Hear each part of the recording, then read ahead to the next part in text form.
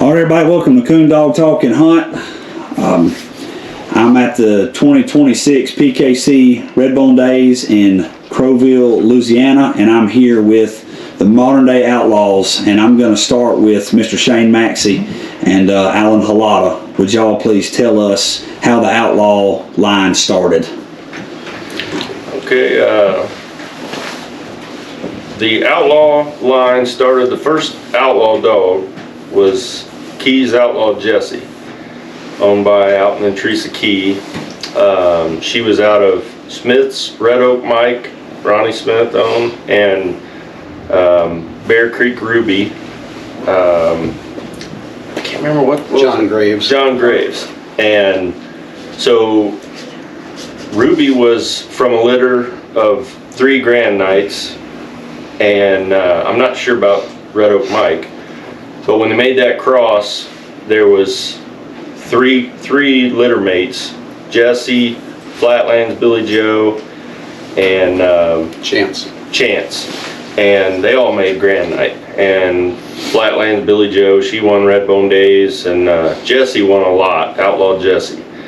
So that Outlaw Jesse was the first outlaw dog, and that's just what Alton and Teresa chose for their kennel name. And they crossed her on Dawn's Timberjack, Alan's dog, and it was a real good cross. Several winners come out of that cross, and then the next year they crossed her on Burnin' Ben, and that's where Billy the Kid came out of that cross, and Outlaw Jesse James, Outlaw Billy the Kid. They actually made that cross twice, and the second time they made it, there was several Grand Knights out of that too. Steckline's Rattling Kid, and I think a female. I mean, that's been 35 years ago, so it's been a long time. So about how many generations of outlaw dogs are there now? Around 10 or 12? Something like that. Way more than that. Yeah, if you look back, you start with Jesse, and then you got JJ and Billy the Kid. JJ Jr. Well, no, JJ would go to Little Girl. Yeah. And then, yeah, JJ Jr. and then G-Man. But So, what you got to remember is, I got semen collected on Billy the Kid. He was the first Redbone to get semen collected in '93, and about 2010, 2011, I started using that frozen semen. So that brought Billy right back up to the front. So he skipped a lot of generations. Yeah. You must have really liked Billy. Yeah, he was probably one of my favorites. I won Redbone Days with him in '93, and his half sister Timber Girl was out of his Timberjack dog and Jesse, and won two Redbone Days with her, and an opposite sex. And a high opposite sex. World champion and Purina. Yeah, Dog of the year. She was just dominating back, at that time. And then the next year, Billy was a year younger than her, and the next year he came along and picked right up where she was at. I won Redbone Days with him, and started breeding him a lot, and so that's. I had Billy the Kid. The other male out of that cross was Outlaw Jesse James, and Alton and Teresa kept him, and he's a great reproducer in his own right too.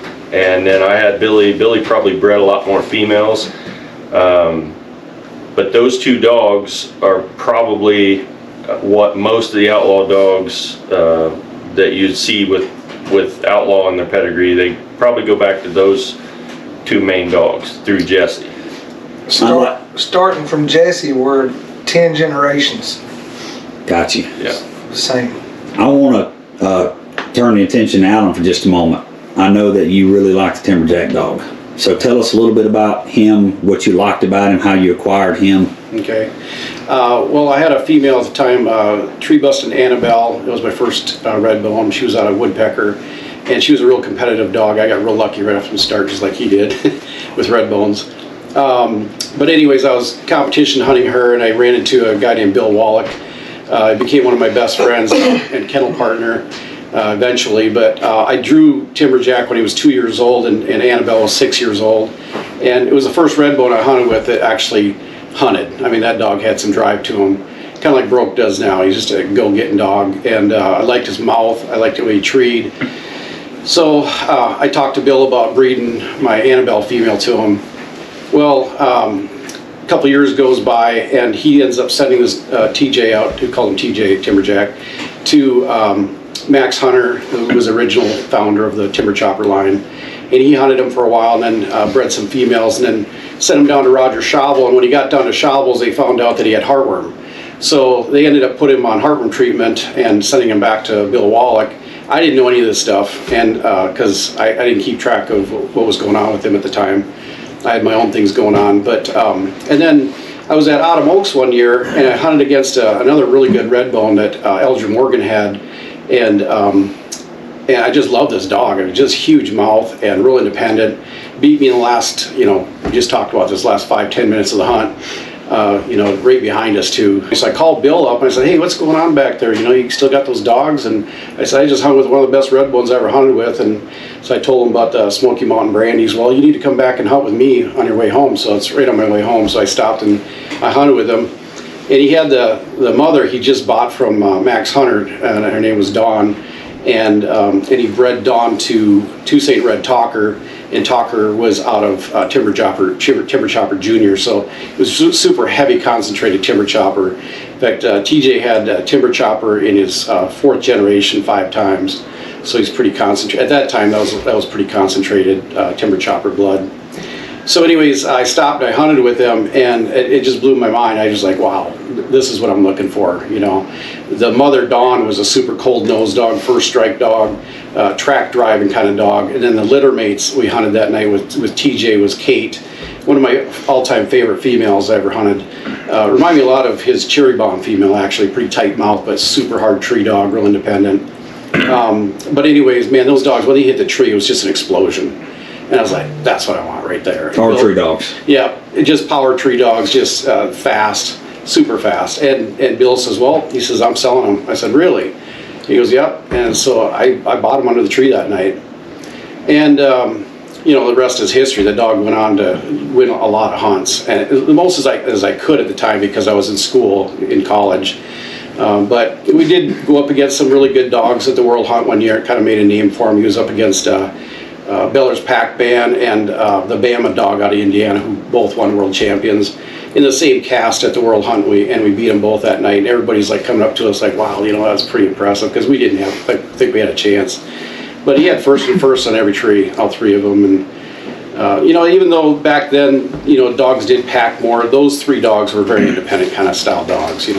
That's what they always say. Were the elite dogs in the old time, were they as good as the elite dogs today? I say absolutely. That those dogs were very independent, even his dogs. I've noticed that this hunting with the outlaw dogs, they all want to be by themselves. Yeah. Every one of them split. Yeah. They're gonna be by themselves. Would you say that's where the independence started? Was in those dogs? Absolutely. Yeah, like the Max dog we had was super independent. He didn't want to tree with other dogs.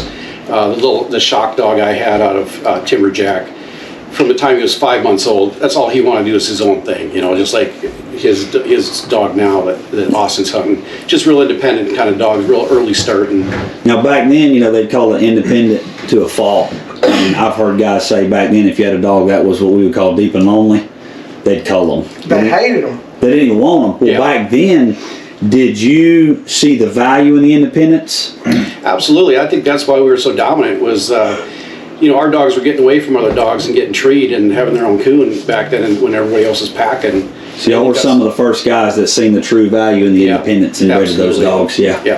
The late 80s, that's when you started to see certain dogs, Lee Logan's, Walkers, they were like that. That's when you started to see separation.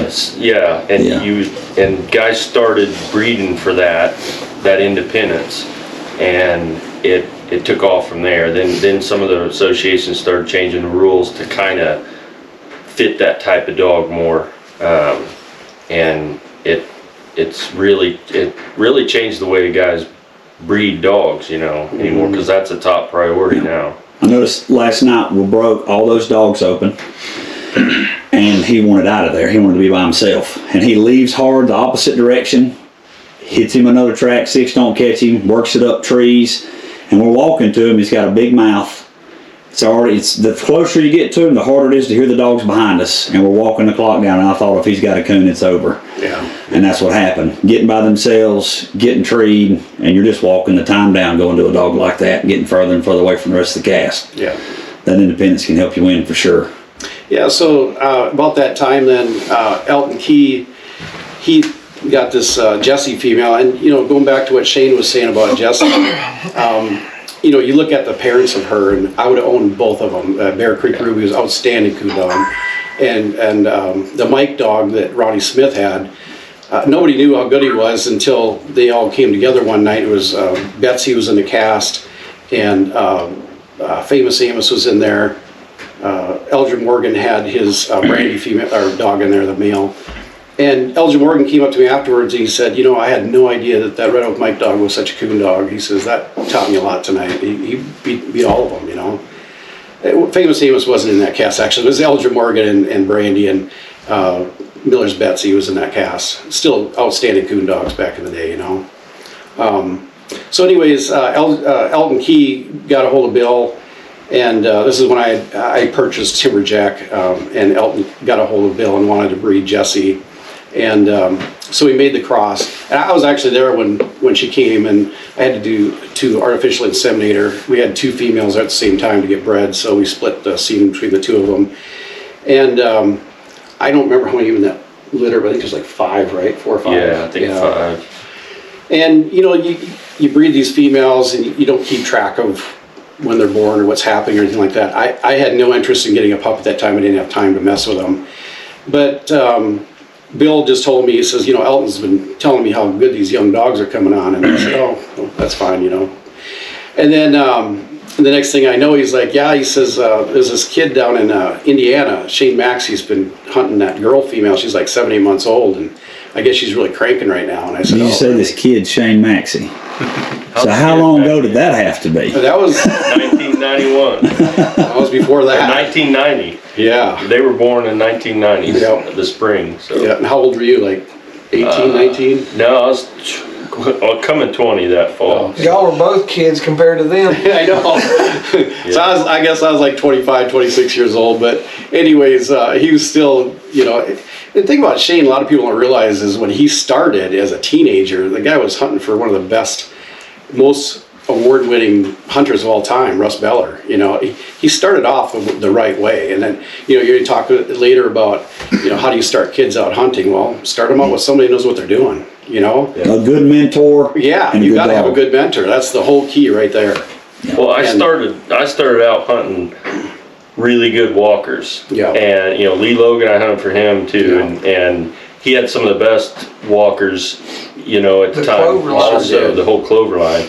And so I started out knowing what a good dog is, and you'll find out. That's one of the things I would recommend to new people starting out.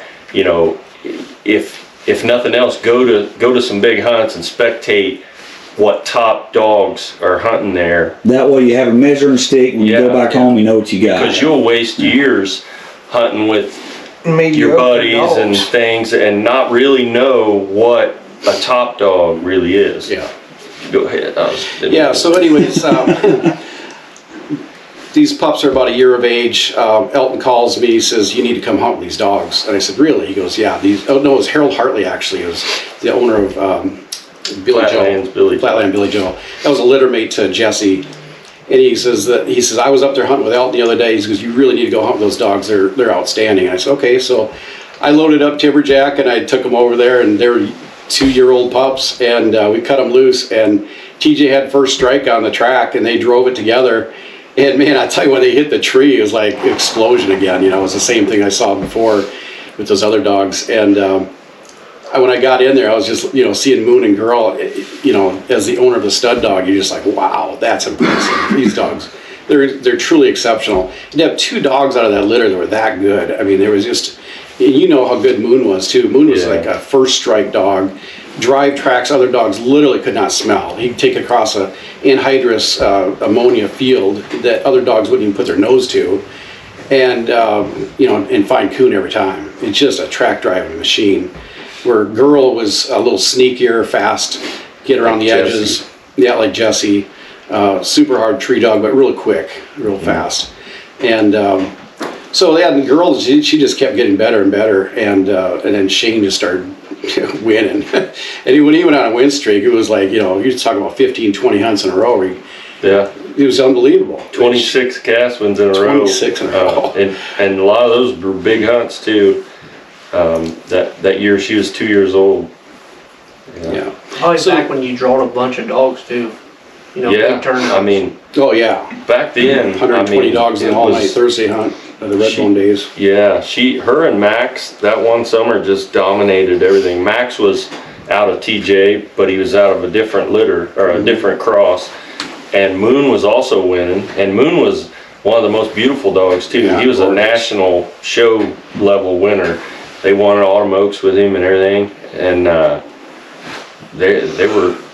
was a really good cross. It's hard to say, that cross or the Billy the Kid cross that was made a year later. I like both of them. I had one of each, but You like to have all that stuff in the papers, don't you? yes. Well, we did put it all in the paper about 12 years ago. Yeah. Yeah, we were at Redbone Days one year in Michigan, Bellevue, Michigan. It was National Redbone Days. And to the Max dog was high scoring dog, and then girl was opposite sex. And then girl went on to win American Redbone Days and US Redbone Days. And then we had another dog out of Timberjack that won opposite sex at US Redbone Days. So in 1 year, they dominated. It was amazing. So anyways, then, I'll let you take over from here because I want to talk a little bit about Burning Ben too. So Burning Ben came out of Roger Schaubel Roger Schaubel actually had the dog. I think Donnie Miller made the cross with Betsy onto Burning Ben. But we got Burning Ben from, excuse me, let me back up a little bit. Roger Schaubel had the dog as a pup. Donnie Miller ended up with because Donnie had the mother, Betsy. And we ended up with Ben because he was not turning out the way Donnie Miller wanted. He was frustrated with the dog. He was getting kind of moody and wouldn't hunt sometimes. So Bill Wallach ended up taking the dog, and he was probably about 3 years old at that time. And he just hide hunted him, and the dog just turned on. But the thing about him was he would catch almost all his coon on the ground. Never had a dog like this before. Like, he just caught coon on the ground right and left. And Wow. he would literally catch skunks and eat them whole. I mean, it was crazy. Way drive, gamey. Yeah, this dog was a different kind of dog. He wasn't into fast game, but he just skunks and coon. You want a next breed, didn't have wolf in him or nothing? Or? No. But yeah, Bill, he just fell in love with this dog. He's like, man, this is a meat lover's dream, man. This guy, he's like, and he turned into a really good dog, 4 years of age. So he was really silent when we got him. And then you get him in a competition, just like his mom Betsy, first strike dog, like boom, unbelievable how he shows up in a hunt and he's a first strike dog. So 4 years of age, he starts turning this on, and then Elton comes and hunts with him and likes him and ends up breeding Jesse to him, and that's what Billy the Kid's out of and JJ. But if you look at Ben's pedigree, Betsy was out of Ramblin' Red Ace, and then some single registered stuff behind her, Henry's Queen. And on the other side, Famous Amos was almost bred identical to Timberjack's mom, Dawn. They're both out of the same sire, and then the mother to both of them were bred the same way. They were inbred timber chopper. So Max Hunter did a lot of tight breeding back in those days. And I think that's a good time right now to talk about the creation of Moonlight Kate, because it's kind of a compilation between what Shane had done and what we'd done. So we got a female from Glenn Bosley, Bosley's little Kate, and she was bred real similar to Dawn. We bred her to Timberjack. And from that cross, we had a couple of females that turned out really good. One was Rose. She got hit by a car at a really young age, but they had her leg amputated, so she's a three-legged dog. Still finished night champion, really outstanding little dog. Reminded me a lot of the Kentucky Kate female that Artie had and Mark. Looked like her actually, a little buffalo chest and everything. Real good tree dog. But we ended up breeding her to Burning Ben, and out of that cross came Mike Wright's Rat dog. And Rat was a pretty good dog. I never got to hunt with the dog, but I heard he's a really good dog. And Mike told me a lot about, what he liked about the dog and everything. And I guess he was at a Redbone days. He was high scoring dog the first night. And They actually bred Kate's mama before that cast. no, that was the second night. I think it was after he'd already won. But anyways, what was his name in Celine Iowa? Everett. Brad Messersmith. Brad Messersmith. Called him Gomer. And that's where Shane comes in, because Shane sold him Cookie, the female. You can talk about. He bred the first female to Billy when he was like 14 months old. Yeah.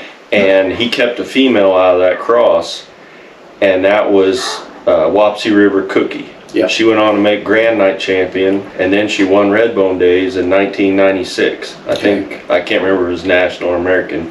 I think it was national. And then Rat won Redbone Days, and they bred her to Rat, and Kate was from that litter. Yeah. You want to talk about Kate some? Like as a coon dog and as a reproducer, Shane? I can tell you what I know. Mark Marshall is the expert on Kate, him and Danny Biggert. I can tell you she's the best reproducing Redbone of all time. I think she had like a 51%, something like that, on reproducing titled dogs. She has Grand Nights, I think, out of every cross that was made with her. She was a dog that didn't travel well when they were hunting her. They called her the Saturday Night Special because when they first started campaigning her, they were going after Prina points. They found out the first night you take her, if you travel more than a few hours, she just wouldn't do much. She wouldn't hunt or wouldn't, totally unlike herself. But then the next night she'd go out and just wipe everything out. So they started going to the big hunts a night early, and then they just take her out, make a drop, let her get that out of her system, and then Friday and Saturday night she'd just wipe them out. She's much, I can't remember for certain, but I think when she won Prina points, she had more Prina points than any dog's ever accumulated in a year. That's what I was told. I think it was like 2,500 points or something. But I'm not sure on that. But she was a big winner, and then they found out that she was a really good reproducer. They bred her to different stud dogs, and I've hunted dogs out of most of her crosses, and she worked on the Pepper line. They bred her to Steps Little Pepper twice, and Red Rockers out of that, Pepper Ann, Burning Pepper. I can't even name them all. I think there's 7 Grand Nights. Just Jets out of that Jet cross. And Sammy's out of the second cross. Yeah. So what did Kate have that was special? What did she throw in her pups that y'all really like? Let me interject here real quick. So Mark and I sat down one time and we figured out how many times Moonlight Kate had Timber Chopper in her. It was 22 times. Like, I don't think there's a stud dog out there that's got that concentrated of breeding. And it's just amazing. Like, you look at Billy the Kid's pedigree, like 9 times. The Burning Ben had it 5 times, or 5 times. And then Y'all believe in stacking the right kind of dogs? yeah, Betsy was out of Ramblin' Red Ace, who was double bred Timber Chopper. So yeah, he had at least 7 times, Billy Kid. And TJ, my dog, had 5 times total. G had it over 30. Yeah, G had it 30 times. And Cat was like 66. Yeah. Timber Chopper was the Redbone that changed everything for the breed. Yeah. I don't know of any Redbone out there that doesn't go back to Timber Chopper. I mean, When you get Kate, you get Timber Chopper. Yeah. And she's a genetic popcorn popper, is what she was. Yeah, Really was. She was. See, what you'll find out if you look back over history at different lines and everything, you'll find certain females that just dominated, no matter what they were bred to. And with males, I mean, just look on the reproducers list. You'll find females reproduce at a lot higher rate. Some of that's because the males get bred to stuff they probably never should be. Where the guys who own these top females are very picky about what they're going to breed to. And they should be. If everybody bred their male stud dog like people with top females breed their females and did their homework and went and hunted with the dogs and they said that's the dog that'll cross with it, you would see males with higher percentages. But back when Billy was around, you know, the way they studded dogs, I mean, you just bred everything, everything, because you never knew really what was gonna turn out. And nowadays it's gotten a lot better, but there's still, UKC, when they made that deal where you have to have 100 pups on the ground to get on the reproducers list, I think that that puts pressure on guys to breed more females than they probably should, because they want to get on that reproducers list, and you can't do it. But there's dogs that don't even have 100 pups on the ground who are phenomenal reproducers and have reproduced many more titled dogs than some that have 3 or 4 times as many pups on the ground. But you don't know who they are unless you know about them other than the list. Do you hear stories of people like having litters and saying there was more pups than there was just so they could get their 100 pups? I've heard that, and that's possible, I guess. So a couple of things to point out about y'all's breeding philosophies. 2 facts about your breeding philosophies is, 1, you're very selective as to what you breed, males and females. And the other fact is you're big on line breeding. Finding those specific dogs that you like, stacking them in there. And you think that gives you really good positive results, obviously. I've become more of a line breeder because, a lot of people, call me line blind and everything, because most of my crosses that have worked are their line bred crosses. But we have made, we've made a lot of out crosses. Trying, because you got to do that once in a while to bring the new blood in. They just don't work out a lot of times, and so you never really hear about it. But most of our best crosses, I would say, are pretty heavy line bred. And Kate's a big factor in that too. You like getting Kate in there, back to her. Mm-hmm. So Kate was a line bred on Burning Bin. Yeah, and that brings another point up too, is it seems like in our own breeding right now, we've got basically 2 different lines going on. Broke is very heavily, they call it, if you want to call it Moonlight Cape bred, or what do you call it? Moonlight breeding. Yeah. The Biggarts basically started that whole thing, but it basically is timber chopper bred. It's heavy timber chopper bred.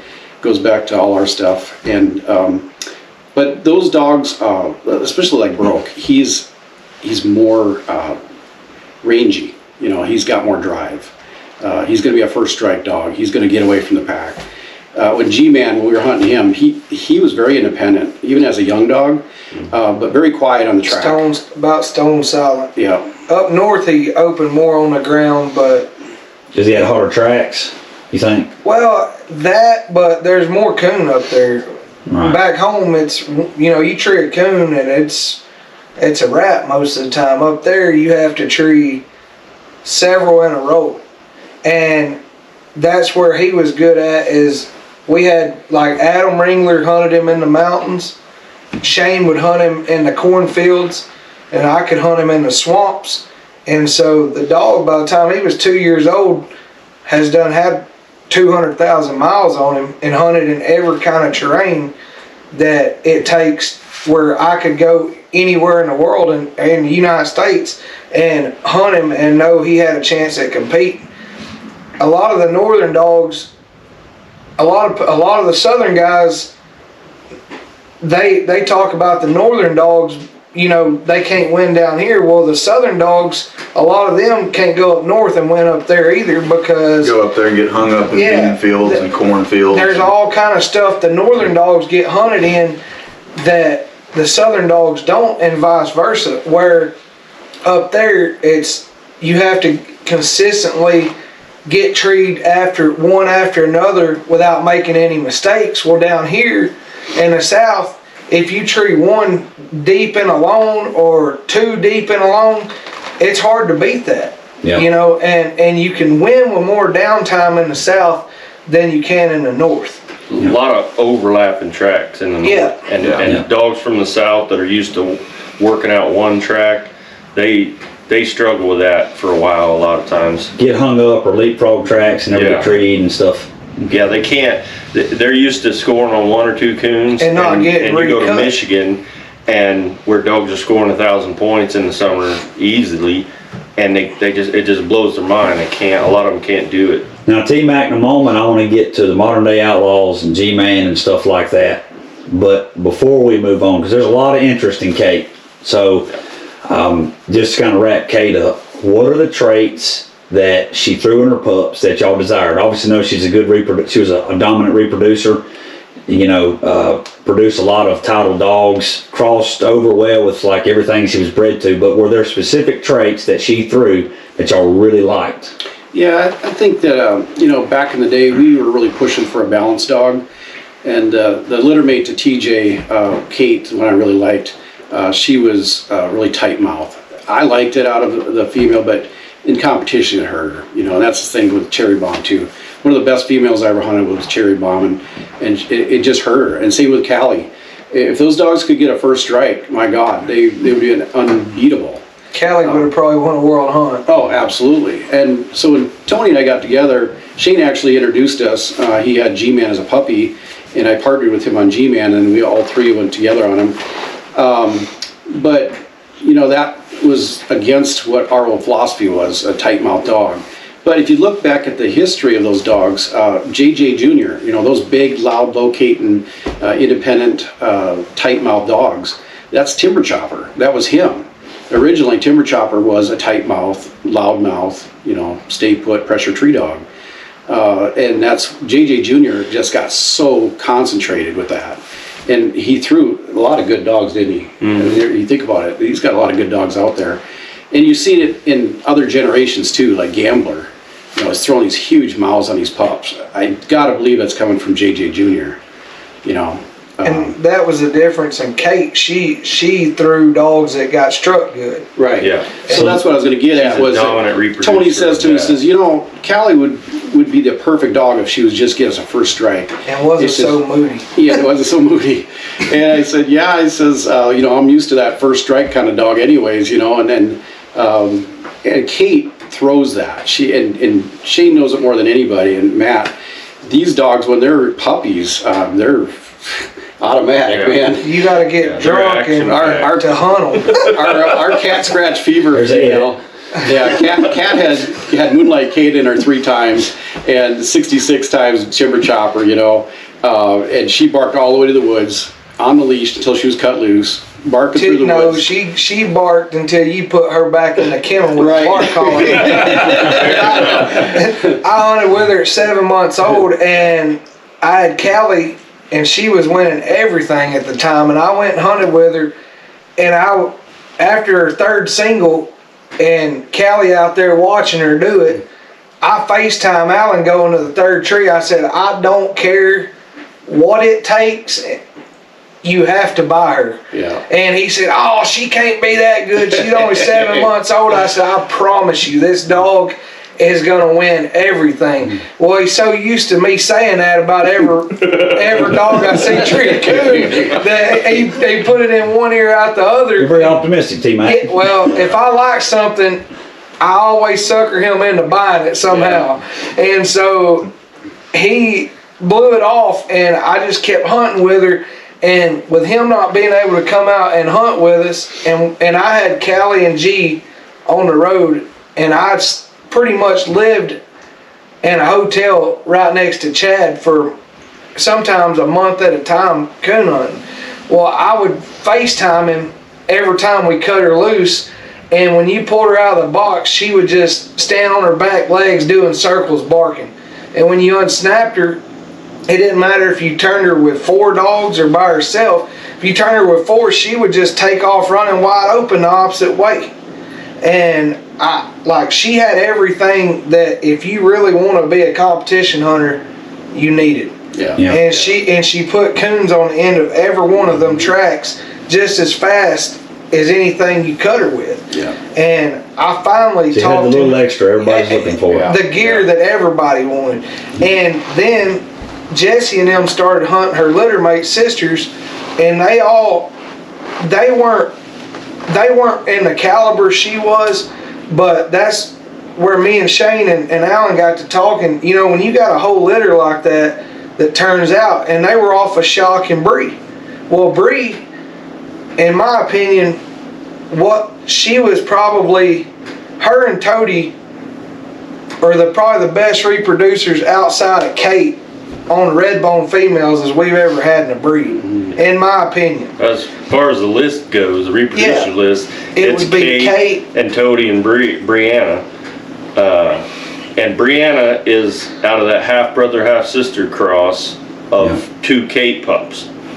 One's a littermate, her mother's a littermate to Aftershock, and then her daddy was Moonlight Bow, who was out of Kate and Yellow River Dock, I think. So to summarize Kate, she had all the hustle of the dogs behind her, the accuracy of the dogs behind her, the track speed of the dogs behind her. What made her special, she got her mouth open, and she threw that in her pups. Well, She was amped up, you know, dog, when action packed. I heard she was wired 440. But let me tell you something about Kate and the outlaw dogs, because Kate is actually an outlaw dog. I mean, in a lot of ways. Well, actually, I'd call her more. She's line bred Burn and Bin, which is what Billy the Kid was out of. But it goes back to the same like foundational stock. Yeah. So Kate's mother was Wapsie River Cookie, who was the first litter out of Billy the Kid, and then they bred her to a half brother to Billy the Kid. So you got Burn and Bin doubled up there. I don't know which dog in Ben's pedigree. Maybe it was Betsy. I'm not sure, but I think that's where Kate differs from the outlaw dogs. Even though she's got outlaw breeding in her, something happened there because she is dominant in that quick to open, wide open on track, and just lots of energy, action packed. And so when we take dogs, you know, from the outlaw line and breed them back to Kate, you know, Moonlight stuff, what we call. Kate was like the start of the Moonlight dogs, where Jesse was the start of the outlaw. You're answering a question I was going to ask, and that is, you know, how well did that cross over? Because you talked to Alan about two different lines, the outlaw and the Moonlight. But putting that together really, really works well. It's all integrated. And we breed them separate to where we don't ever, like, we're not going to lose it, and we can cross them back to each other and then breed them back separate. Yeah. And that's how they've been going for 40 years. Some of our best crosses keep crossing those lines back. So a couple more questions about Kate. And I know we're talking about Kate a lot, but she's a big deal. And obviously, and I know y'all like her a lot. So I know she passed the strike and the hustle and all the things you're looking for down to her pups, but her biggest hole was she was moody. Did that show up in her pups? That was the outlaw side. Easy now. What I heard is she just didn't travel well. Yeah. And so you had to go a day early and then maybe take her out, make a drop or something, let her get that out of her system. But y'all had pups and grandpups that traveled really well. Yeah. Well, one of the things that we do, I mean, a lot of times Tony does it all the time. He'll just throw a pup in the box and take it to a hunt. And they learn to travel well. Yeah. And because that's a big deal. If your dog isn't eating right on the road and sleeping He cannot right, win. They will not And last. it's not always genetic. You got to put the time in and ride the dog around. If a dog can't haul, it will never win big. If you raise a pup and all you do is hunt around your house and that pup's looking phenomenal and you think, I'm going to go to the Super Stakes, drive 6 hours over there, and you get over there, you're about to find out whether your dog would travel well or not. It's a mental thing. Yeah. When you go to putting a dog in a box for hours at a time, it's a mental thing. Yeah. G-Man had more miles than an old Toyota. He was everywhere. He probably hunted, I think, 16 or 18 different states he's been in. We're going to talk about G-Man a good bit. Yeah. Kate not only threw it in her pups, you can see the Kate stuff show up 4 generations later. So- like that's how dominant she really was. So you see the And it- strike generations Well, later. you can see it in the ones you have. Wade can see it in the ones he has. Yep, We the can drive's see it, still there, and, the strike. and Yep. that's the thing. All of it's generated by Kate, but it's at this kennel, at that kennel, at this kennel, and it's all the common denominator. Would y'all say that 99 Moonlight Kate is helped the Redbone breed better than any other Redbone female? Ray Charles Yes. can see that. Yeah. But absolutely, she has paved the way for a lot of kennels, and even She's helped us a lot. hands See, down. if you look at Kate's crosses, she was outcrossed and she dominated those crosses. Yeah, That's where we can take our outlaw dogs and we can breed to Kate. We can breed to a dog out of Kate and Pepper, and we can bring Pepper into our line in a successful way. Or we can breed to Kate and Bo, which is what Brianna was out of, and we can bring the Yellow River stuff into our line. Or we can breed to Kate and Aftershock. Her genetics dominated. Yeah, Yeah. but she added what the males that she was bred to. and Ripsaw too. Yeah, I mean Ripsaw. Well, Pepper Ann was bred to Ripsaw. Yep, But Pepper Ann was a pup out of Kate. She is also one of the top 4 reproducing females. That was She out- threw reproducers. lines of it. up until just like 3 years ago. I was getting ready to retire. I was into breeding a lot. I made 4, 5, 6 crosses a year and put lots of pups out there, and a lot of them went on to become winners. And we always kept something back, and we'd start them, and that's what we always did. And I haven't done that for a few years because I'm getting older. I didn't want to have that many dogs and deal with that many Right. pups and stuff. So back to the getting Kate from multiple directions, to kind of summarize that into a question. Y'all have had success with stacking Kate in your pedigrees, multiple Yeah. shots of Kate. Yeah, and Well, stacking Timberjack, Burning Ben. I mean, it goes further than Kate. It That's goes the dog, further you get the back. dogs behind her when you get Yes. her. Yeah. But before her, it was even further back. Like Jessie. So we were talking about Jessie, Keys Outlaw Jessie, and she was the dog that started the outlaw line of Redbones. She was Billy the Kid's mother. She was Timber Girl's mother. Moon. Shock. Yeah, a bunch of good pups. But she was one of the first females that I can remember standing out as a dominant reproducer. I mean, they were making different crosses with her, and she was throwing not only coon dogs, but big time winners. And those dogs were reproducing winners. And so when we look back over, all the different females that have really impacted the breed, if you looked at like the top 10 Redbone females, probably 6, maybe 7 of them all go back to Jessie. They either go back to Jessie, through Kate, or through Billy the Kid and some of the different crosses he had, or Jesse James. And so then when you move forward, Kate was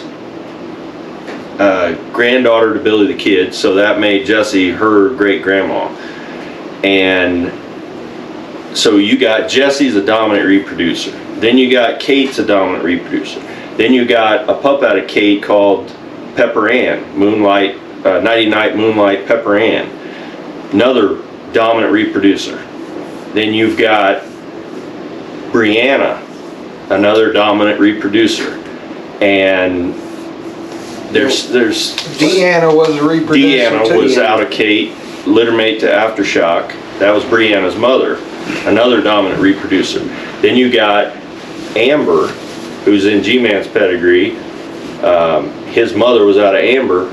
She was out of Pepper Ann, who and she was a granddaughter to Kate. So you've got a good 6 or 7. And then Addie. Yeah, you've got a good 6 or 7 top reproducing Redbone females that all go back to Keys Outlaw Jesse in the early 90s, late 80s, early 90s. And we've used that. We keep going back to the well, keep bringing that back, even generations and generations later. And we've been able to add more balance to what we had, because the original Outlaw line, they were a little on the tighter mouth side. They were great layup dogs. They were like sneaky, tree coons around other dogs or behind them. But they, as a rule, they weren't top strike dogs. And when Moonlight Kate came along, I don't know if it was because she was double Burning Ben bred, line bred on him, but something clicked in her pedigree, and that's a dominant gene that you get when you breed to Kate. I'm not saying she ain't gonna reproduce, a few type mouth dogs. The only one I can think of that I hunted with was Deanna, was a little on the tight side. She's probably a 3rd strike dog, but independent, quick first tree dog. But Kate dominated in that strike ability and just throwing action-packed pups, wide open usually on the ground, and they were all good tree dogs. I can't think of one that wasn't a good tree dog out of any of her 5 crosses. And it'll show up generations later too. Yeah, I mean, that's one thing when we look at females going back, which females, could dominate when they were bred to different studs, and you'd see the same traits from that female in those studs. That's 4 generations. That's a key to, when you see that, that was that female. You can tell if you hunt with a dog, and a lot of times I'd hunt with guys and they would say, "Man, has that dog got Kate in it?" I'd say, "Yep." And they'd be like, "I can tell." You can just tell. And a lot of guys hunt with G-Man, and they don't have to know what his breeding is to know, he's an outlaw type dog. And that's one thing with different lines, they have different key traits sometimes that carry through. Yeah. But the lines that we've used were heavily dominated by females, the female side. And we were able to breed those to the right males and bring in some of the traits from the males without them dominating the cross. Right. So we were able to keep what we had, and that's really nice if you're trying to become a breeder. You're paying close attention to those females. The females is what makes a good stud dog, in my opinion. I mean, it takes both, but a good line of females will carry a kennel further than one stud dog can. Because when you got good females, you can go breed to any good male dog that you want in the world, like Shane said earlier. But if you got a good male dog that you really, really like, you can't just go breed to whatever female you think's the best. You have to hope that they'll come and breed to your dog. Yeah. So Kate's getting further and further back. Would y'all say that addiction would be the next one going forward with y'all's breeding program that y'all are going to try to stack in there? It would be a possibility. Yeah, see she's gone now, so we can't use her. But we have a really good... But we've got pups out of her. Broke is out of addiction, so he can carry that on. So you've had success. What I'm getting at, you've had success with like Kate top and bottom. Would addiction be one in the future you're going to try to get in there top and bottom? Yeah, any of the 3 litter mates, addiction, overdose, cat scratch fever, all 3 of them reproduced. Titled dogs, winners. So yeah, we're going to work pups out of those into our breeding program. Gotcha. And Yeah, I want to back up a little bit here. Shane was talking about, dominant reproducing females, and, before Jessie was born even, Keen Spring Dawn in our era was one of the best reproducers out there. Her mother was inbred Timber Chopper, and then bred back to Timber Chip, who was the father to Famous Amos also, who comes through Ben. It's all related stuff, but Max Hunter did some amazing breeding back in the day, and so did Bill Wallach. But that Cane Spring Dawn female, everything we bred her to, she reproduced. She was a super fast strike dog. You know, that's what we were looking for. We're looking for a real fast strike, fast tree. We want both. People say, well, you can't have fast strike, you can't have fast tree in the same dog. You can't have a good track dog, you know, you can't have a fast track dog. But if you hunted with her and Moon, who was out of Timberjack, and Jesse, Moon was just a dominant track dog, super fast strike dog, dominant track dog, hard tree dog. Huge mouth. Big mouth. So it's possible. You can have all those traits and you don't have to give up. That's what a lot of people think they have to do. They think you have to give up something if you're going to go for a first strike dog kind of thing. But Dawn was a first strike dog. She was super fast, cold nose just like Moon was, a lot colder than even Timberjack was. So I think that a lot of what we're seeing in Kate, this fast strike, comes through that line. It has to. Because I know the stuff behind Burning Ben. I know Betsy. I know Famous Amos was tight mouth. He was real similar to the new Outlaw stuff. Real independent kind of dog. Real quiet. Get out there, get treated by himself kind of dog. Betsy was a first strike dog in company, but silent by herself. Same as Ben. Ben was almost silent by himself, but was quick strike dog in company. Very competitive. Yeah, very competitive kind of dog. Yeah. Weren't you going to mention Cat? Yeah, so Kat, I want Shane to come in on this too, but I think that Brianna is one of the better reproducers of the last at least 10 years.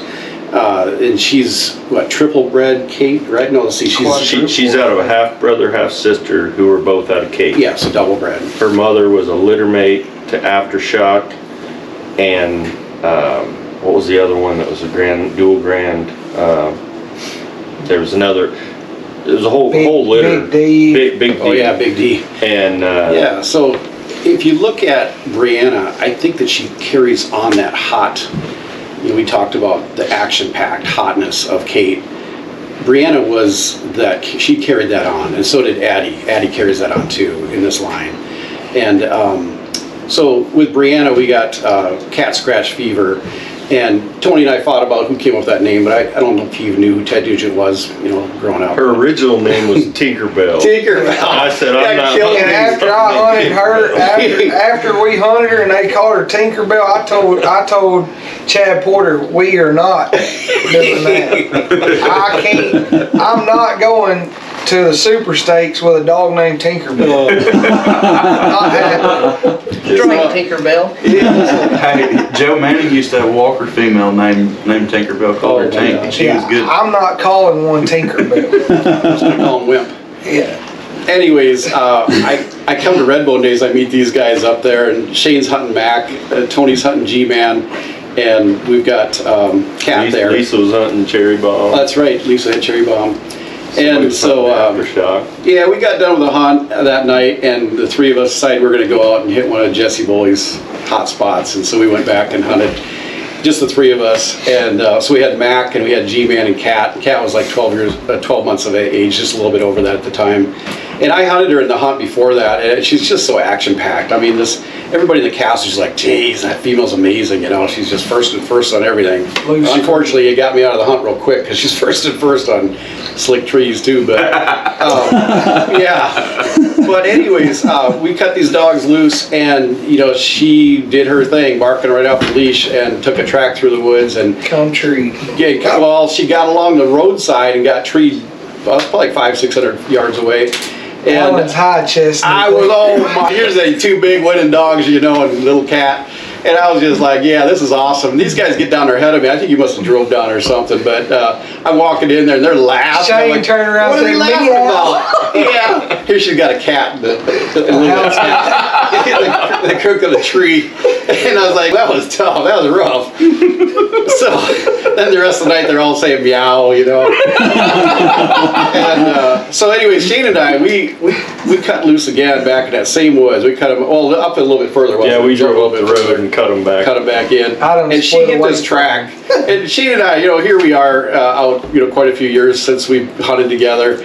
And we're listening to her driving a track in there, and all of a sudden she comes treed. And I mean, on the way to that tree, it just like sent a shiver down your spine, you know, because all these years of combination of breeding and stuff. He's still I walking could see with his him chest just, out. I know Shane was just really like excited because it's all his stuff, you know. I was videoing. I got a video of it. Yeah, and she's in there just that's what pounding made the me a tree. believer. I hadn't hunted with her, but I had heard about her. I kept hearing about her. From me, every time I hunted with her. Yeah, and I mean, I had the other 2 females, and they weren't starting as early as she was. And I mean, she got in there, I think it was like 600 yards, you know, and she struck this track and she drove it around and she come treed, and we walked in there and seen the coon. And then like, what happened? wow. He pulls out his Banshee Coon squaller, gets him dancing, and we had coon flying around that tree. Yeah. Oh my! Yeah. But yeah, that was just an awesome night of hunting. But she's like the culmination of awesome breeding. And now we're, you know, both Shane and I were really heartbroken, and Tony too, about the loss of her, the way she, you know, died. Yeah. She had so much more potential left in her, and then Broke comes along, and it's almost like recreation of Cat, but With maybe some not. brain. Was it? Yeah. With some brains and a middle with some dog. brain. Yeah. He's a little less action packed, Yeah. little wider Harder hunter, going. But but really close. Cat was a litter mate to Broke's mother, so that whole cross was good. 3 females, they all finished out Grand Night champion, and they were all the same type of females. They were all quick to open, pretty wide open. Action. And when you get a lot of Kate in there, you know, they're going to be more than a lot of guys want to deal with the first year. I heard they can be wild. They can be wild. They're liable to run anything. I mean, I'm excited about that. They can't The keep wild. their mouth shut when they smell a coon. Bree, I'd crack the windows. I'd ride her in the back seat a lot of times, and I'd crack the windows down. And you could be going 55 mile an hour down the highway, and a coon across the road, she could be dead asleep back there, and she would be barking in 30 seconds, and you'd have to stop and throw her out and let her treat that coon. Cat was the same way. I did the same thing with Cat. Xanax and earplugs. Yeah. When you Cat start. was so, like, I never hunted with her personally, but she, as even just like a young, like 8 or 9 month old dog, I'd be at a hunt handling for somebody, and you know, I'd have a walker dog that had won $30,000 or $40,000, and you pull up at this hunt and people come up to talk to you, and you're thinking, oh yeah, look at him, and they're like, hey man, what do you know about that cat scratch fever dog? And I'm like, what the heck? Yeah. I mean, for me, I've been hunting so long, I mean, as soon as I saw what she did that night, you know, the tree and the cat didn't bother me. What I saw right when we went down the road and cut her in there, and she goes in there by herself, 600 yards, and runs a track and trees it like an old dog. And How old was she at the Dogs, time? dogs treat. About a year. Yeah, she's Wow. about 12 months old. 12 months. And I've been telling them about her since she was like, I Yeah. think it was 7 7 months months old of is when age, the first night I hunted with her, and she treated 3 Yeah. singles like a seasoned dog. Chad Porter started Yeah. her, and he had been telling me about her, and Tony had been telling me about her, and I was I like, called Alan at 3 o'clock in the morning, and I said, I don't care if you're asleep or not, you've got to see it. I mean, when you see a dog like that, for me, I see the potential. I don't care if she treat a cat or if she treats possums or whatever. When you see them do something like an old dog on a coon, and Austin's got one right now called Rambler, same type of dog. I mean, he's what? Is he a year old? Just turned a year. Just turned a year old. 12 months, 2 Trees like a week coons ago. like an old dog, hunts like an old dog. I mean, he hunts. Yeah, it's like Broke. I mean, he gets through the country. Pays no mind And to dogs. he And strikes coons and trees coons, and he stays, you know, and you get in there and you see the coons, and I mean, he's going to be something special. I could tell the first time I hunted with it. Keep an eye on high rolling Rambler, because he's going to be one of the next big things. Yeah, I thought I was on the cast with him the other night, he's a bad unit. and Lena won that cast. But I remember thinking, like walking back the truck, like, what's that dog gonna be when he's 3? Yeah. I'm not Rambler. if Austin don't quit through the summertime, because normally when it gets hot, When he located on that first tree, as we were headed to Lena, and he located over to the right, and he settled in on it, and I booked him. And my chest was this big, my head was this big. I knew it was over because I had her outstruck, you know. And as we scored Lena, find her Coon, then we score Chief and find his den and pull off of it. And we're headed to, and I'm getting ready to walk over there. I just know, like, this is over. I'm gonna score this Coon. I'm gonna recut him. He's gonna tree another one, and it's over. And as soon as we got off of those trees and headed to the road, he went from treeing hard to shut up. And as soon as he got quiet, I knew that's like, this is my bad break. It's over. I don't know what happened, but he's a dog. That's what happened. He's a year The old. other dog got in there and something went on. I think so. He's a year old. You got to remember, he's been hunting pretty hard, getting him ready for this hunt. And you know, young dogs are liable. They'll turn on the dime sometimes. They don't give you a lot of signs, you know. No. And if you keep pushing them too hard, you know, then they just shut down on you or go backwards. And he could, you know. He hasn't looked as good up here as what the dog is, really. Right. So right. you're gonna, and he's a year old. I mean, I don't know that he's even pulled him off a tree that didn't have a Coon in it. He's not catching the breaks, and trust me, you'll hear about him. He'll tree his first one and be out of here in the $1,000 hunt. He left that tree, that cost him. Just every bad break that he could have had up here, he had. But Broke had a bad break, one night too. Yeah, it happens. But Wednesday night we pleasure hunted, and he looked like $1 million. He had two treed in 40 He was struck. They'll look good when you hadn't paid $1,000 entry fee, won't they? Yeah. I was impressed. Yeah. I was. Yeah. So back in the 70s and the 80s, we dealt with a lot of the same stuff that they deal with in the Redbones today. We had dogs that were like really rangy, that would get out of pocket, and the woodpecker dogs were known for that. And then we had dogs that would just stand around during the hunt, you know. And I got back into this 10, 12 years ago. We were at Redbone days, and it was the same thing. You know, you had Redbones that just wouldn't hunt. And people would say, oh yeah, he's a hard hunter, but they still come back and they check in and they stand around, and you know, either they're moody or they don't. You want one you cut loose, pull them off a tree somewhere. Yeah. Yeah. So they're going to around me. Yeah, I'll have them run. If they're not like that, you can't take them all over the country and win. Right. Yeah. A lot of drive. You gotta have the drive. So the Timberjack dog is the one I think that put a lot of the drive in these dogs. And Elton Keel even admitted it put another gear in these dogs in the drive. And Broke is one of the first dogs that I've seen since then that had that kind of drive. I mean, just not. Shane hunts him the most, but man, I'll tell you, after the second tree, you're lucky to get the dog within a mile of the third tree. I mean, he could back off. And that makes him so accident prone too. Like 2 years ago down here, Matt left him with me after the Lone Star because he was going back home to work and then driving down the same week, which was really dumb, but because he was doing all the hunting with him. But hey, I get it, he had to go to work. But I come down here on Wednesday and was just going to turn him loose for a drop or two to let him stretch, and he gets on a marathon and gets gutted by a hog. Well, I cut G, make a couple trees with him, and who else did I think you had, Gambler, because that was the year we all got in the Final Four. Gambler too. We was making trees, and Broke strikes, gets out of hearing, and I just said, heck, I'll drive around to him and find him treed somewhere. Well, we get all the dogs gathered back up, and I go to trying to hunt him down, and he's 2.5 miles away, and I finally get him caught. And at that time, he was so hard, like if you didn't pull him off a tree, you just had to wait till he got a tree because you was not catching him. And when I finally got him, I loaded him up on the truck, the tailgate, and my tailgate was covered in blood, and Colt Morgan was with me. Well, then I look, and his guts is hanging out. And it's, I mean, no telling how long this has been. I get frantic. So I call Alan, and we find a overnight vet or a emergency vet in Monroe. And I think I made it to Monroe an hour drive in like 30 minutes.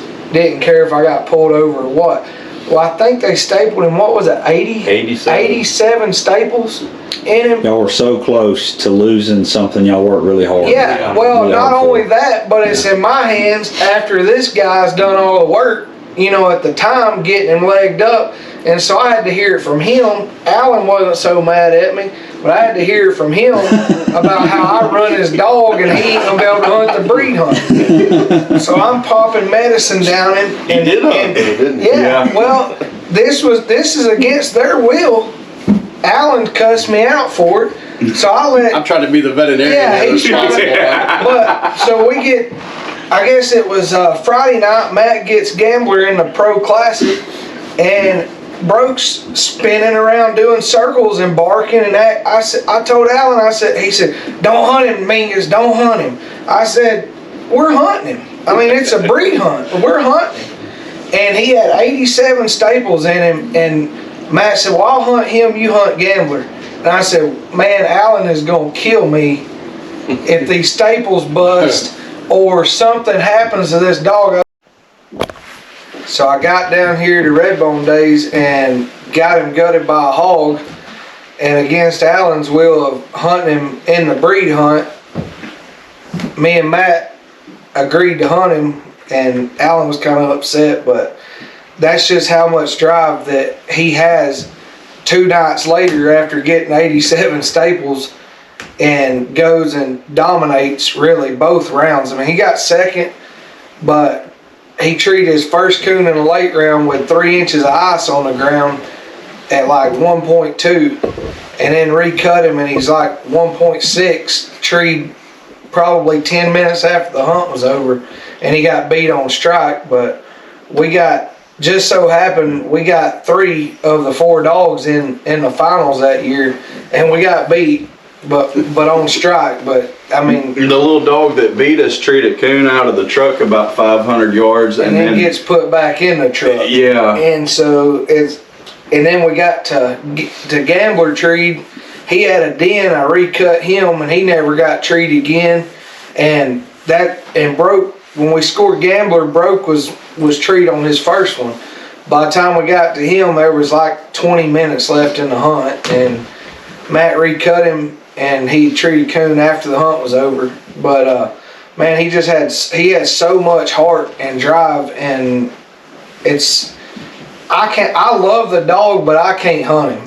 I ain't built to hunt a dog like that. We joke about all the time that after that late round on that final 4 that And Austin we're just now realized, recovering from it. We're just recovering 2 years later, and he settled down a lot. But man, he's a coon treer his whole life. And when he started winning so early, and we were talking to Derek at Autumn Oaks, and he was talking about shocking on him at like 6 months old. Me and Shane looked, and it was the year that G got second at Autumn Oaks. And me and Shane looked at each other and said, man, this pup's gonna be ruined. I mean, he's 6 months old, and he's doing everything to him that you need to be doing to a 2 or 3 year old. And everybody got to talking about, man, I don't know how legit he really is. Derek said, well, come get him. Take him down there and hunt him. Well, I go and get him, and man, he was everything and more that they were talking about. And people were like, there's no way he's the youngest Grand Night champion, blah, blah, blah. And he's legit. You should say what he is. Yeah, he's the world's youngest Grand Night champion of any breed. And the youngest PKC. He was the youngest PKC champion, and then Cat finished out like a week before him or something like that. Yeah. And how old was he when he made Grand Night? 7.5. I think he was 8 months, 27 days. Yeah, wow. Something like that. But everybody had their eyes on him. Mm-hmm. Those last 3 or 4 wins. I mean, people were going to the hunts and stuff, to see and spectate stuff like that. So, I mean, it was impressive. And when I got him down here, he had just finished in the Grand Night like the week before. And Alan, he called me, let's see how good he really is. And I fell in love with him. And that was another one. I call Alan, here we go, let's go buy this. And here he goes again. Blah, blah, blah. Well, let's just see how he is. And man, he had every good quality for a pup like you don't see in dogs. I mean, you could cut him from dark and pull him off trees coming daylight, and he still wanted to go, go, go. And I got to putting him in some PKC hunts, and the night I made him PKC champion, I drew a dog that got in the top 6 of nationals and a dog that got in the final 4 of the super stakes, and he treed 2 coons just fast as you could cut him loose. And then I got him in at the Lone Star in the pup derby, and between those couple hunts down there, all the PKC guys around home started talking about him and calling around, you know. But at that time, I told Alan, I said, man, whatever you got to do, we have got to get this dog. And he's heard it 100 times. So we ended up sending him back to Derek for a little while, and Derek ended up, we worked a deal out with him and got him. And we've had several people hunt him. Matt won a lot with him, and in my opinion, yeah, DJ, Matt, Steve Yent, Shane's hunted him, but Matt got him to the next step, you know, to where he was really, really more consistent. Because when he was younger, I couldn't hunt him down. I mean, you could not hunt him down, and he was wild and would run anything that had pulse to it. And he was a running dog that would get treed, and when he got treed, he was extremely hard tree dog. But he wanted to run more stuff that wouldn't go up a tree than he did, until Matt put a hard season and killed, you know, got to killing coons to him. And how many coons do you think you shot to him, Matt? Every one he treed. Do what? 100 plus. 100 plus. And Broke's a dog that Loves it. He loves getting coons. If you're giving him coons on the regular, I mean, you got to drag him off them trees. It Very helps gamey. him. Where a lot of dogs, you know, you can't really tell a difference. But G was one you couldn't shoot coons out because, and I run him for that. When he was a pup, I was a pup, and I would hunt him out of a boat, and every coon he treed, my finger was on 22. That year we ran Broke, we got a pup ticket, national ticket, Yeah, top 16 of the Texas State race. yeah.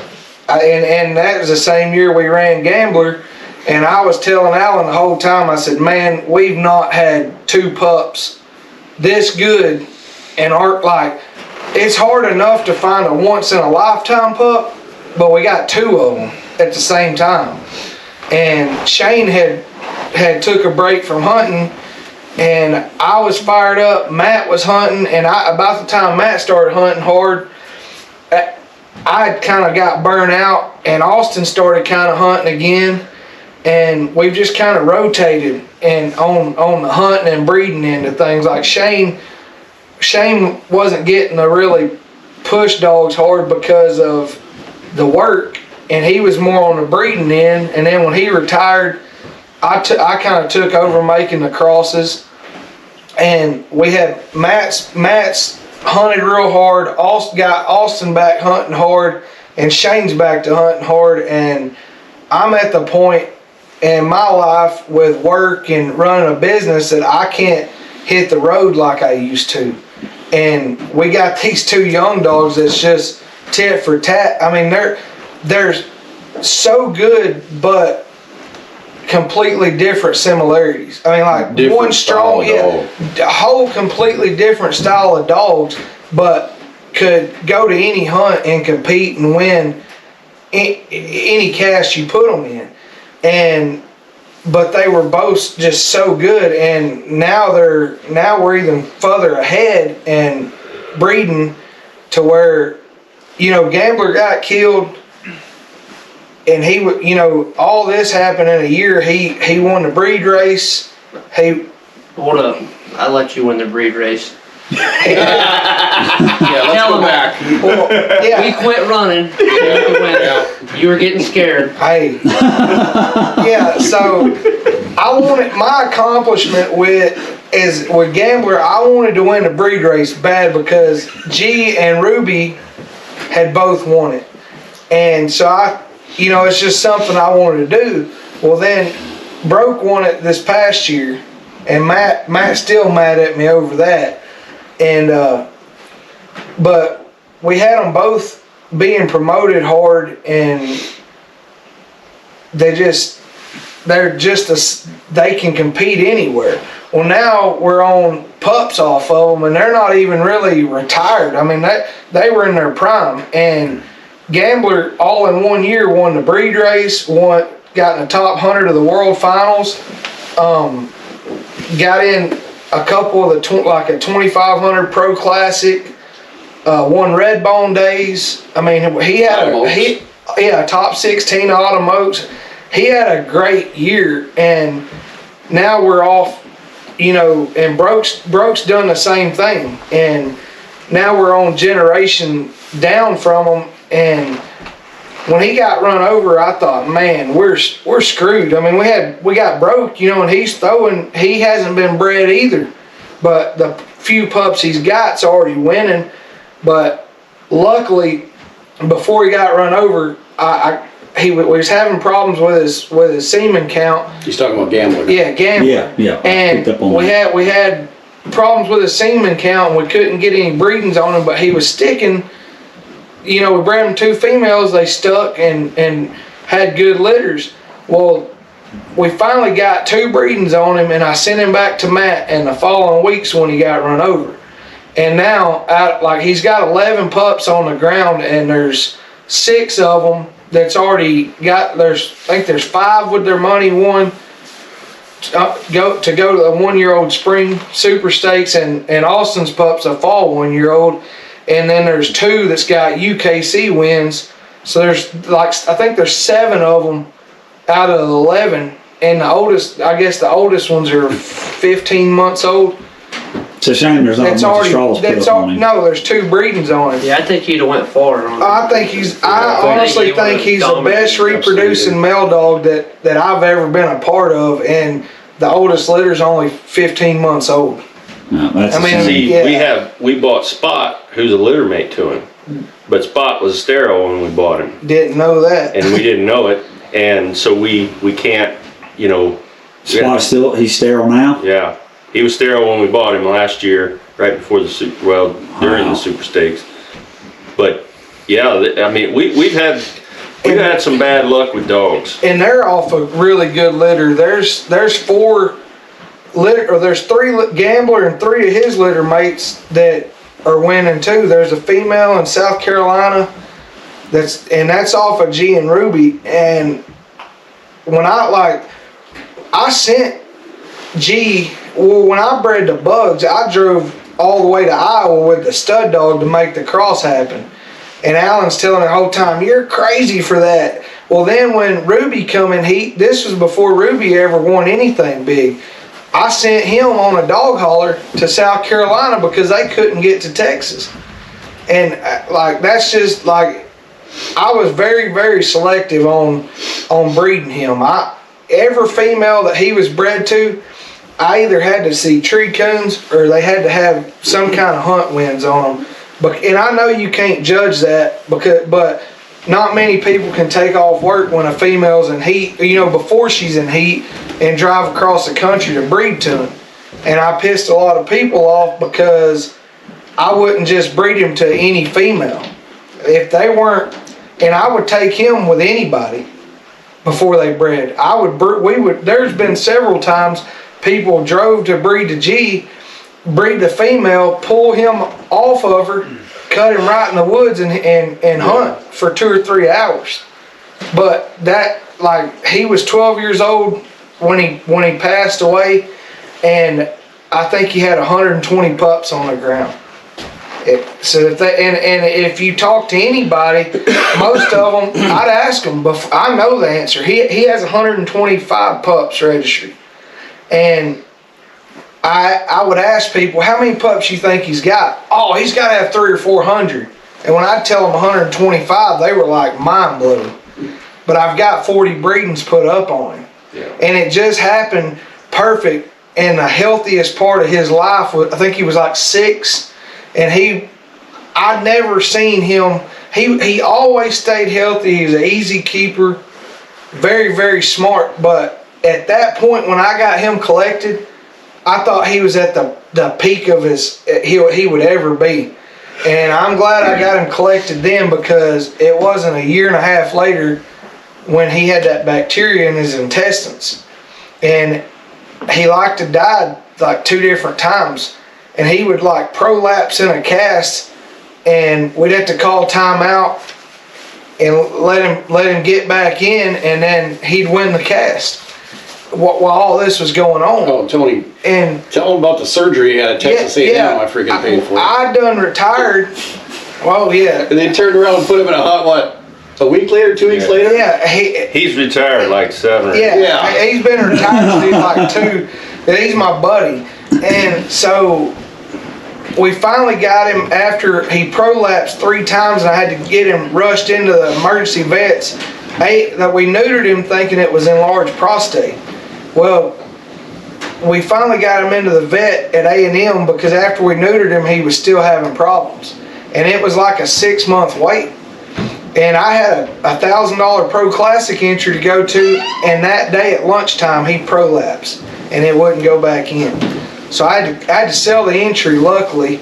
And about a month or 2 later, we go to A&M, and the whole ride down there, my wife is like, Tony, you just put him down where he's not suffering, and blah blah blah. And we're driving, and I'm tearing up, because I'm thinking, he's probably gonna die. He's balling. Yeah. And so we get to A&M, and they tell us, they're like, look, we got some bad news, but it's gonna cost like $10,000 to save him. He had a tumor the size of a softball, and that's what was making him prolapse. And I'm thinking, man, it's over, for him. And he's retired. He's already won a breed race. That was before he got in the finals of Autumn Oaks. And I look, and the nurse goes to run around grabbing tissue. I'm like, what's she doing? I look over, and Lauren is just covered in tears, crying. And so I said, you know what? Save him. And I mean, he ain't got nothing to prove. He's neutered. Besides being my like a house pet, he didn't owe me nothing. And Alan's like, maybe we shouldn't, but if you want to, do it. And he spent $10,000 on that surgery. And it wasn't 6 weeks later, I was going to buy Shane out on, who all did we buy? Addie, Overdose, and Banshee. Yep.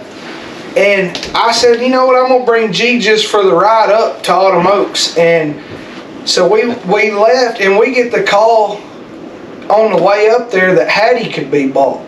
And Alan said, I'm done buying dogs, blah, blah, blah. I said, well, look, I just done a concrete job yesterday, and I got enough. I'm going to buy her. Are you in or out? No, I ain't, I'm out. So I swing by, pick her up, and we go to Autumn Oaks. Well, G just dominates all weekend. I hunted him in the duels. He scored I think it was like 750 in an hour.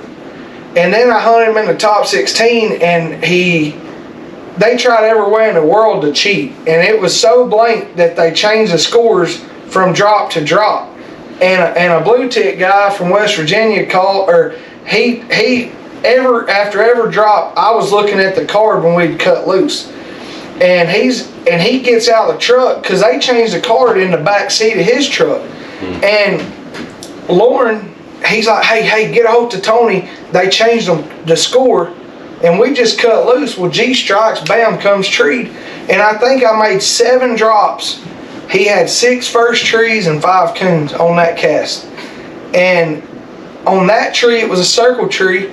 That was the only circle tree. And about the time I look at the card, that blue tick guy tells Lauren, oh God, he's done found out, because they could hear me talking bad to him. When I realized what was going on, I turned my phone on and stuck it in my pocket and recorded the whole thing. I took pictures of the card, recorded the whole conversation. They had no clue I was doing it.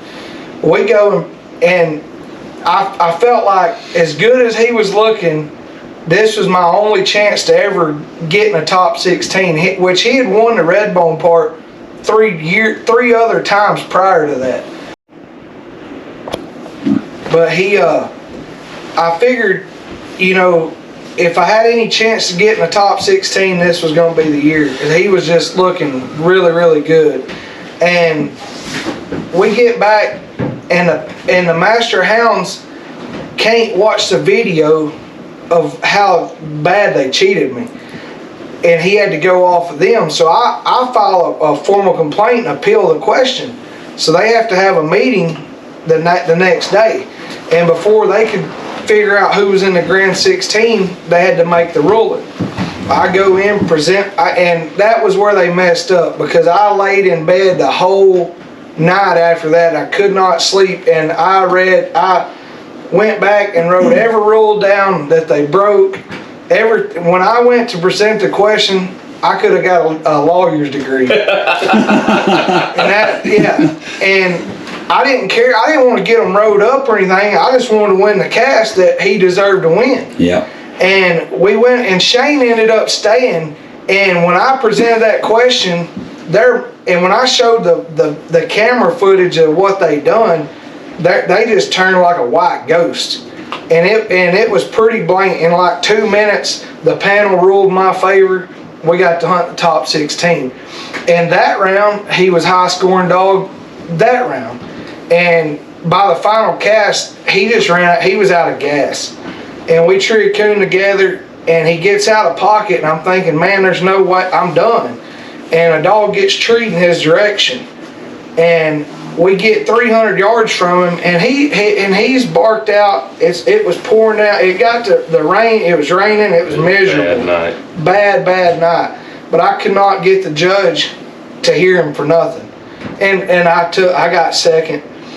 But that's just how much they talk about them dogs not having no drive or anything, but man, he had just come off of getting 80% of his intestines cut out of him. Yeah, plus he was 9 years old. Yeah, 9 years old. I mean, and he scored 2,700 plus in 3 nights. And no minus. I mean, and absolutely no minus in 3 nights. He's a dog that's won all of his life, all the way up. That's like Aftershock. Aftershock won all through his life. We didn't even get Aftershock until he was like almost 7.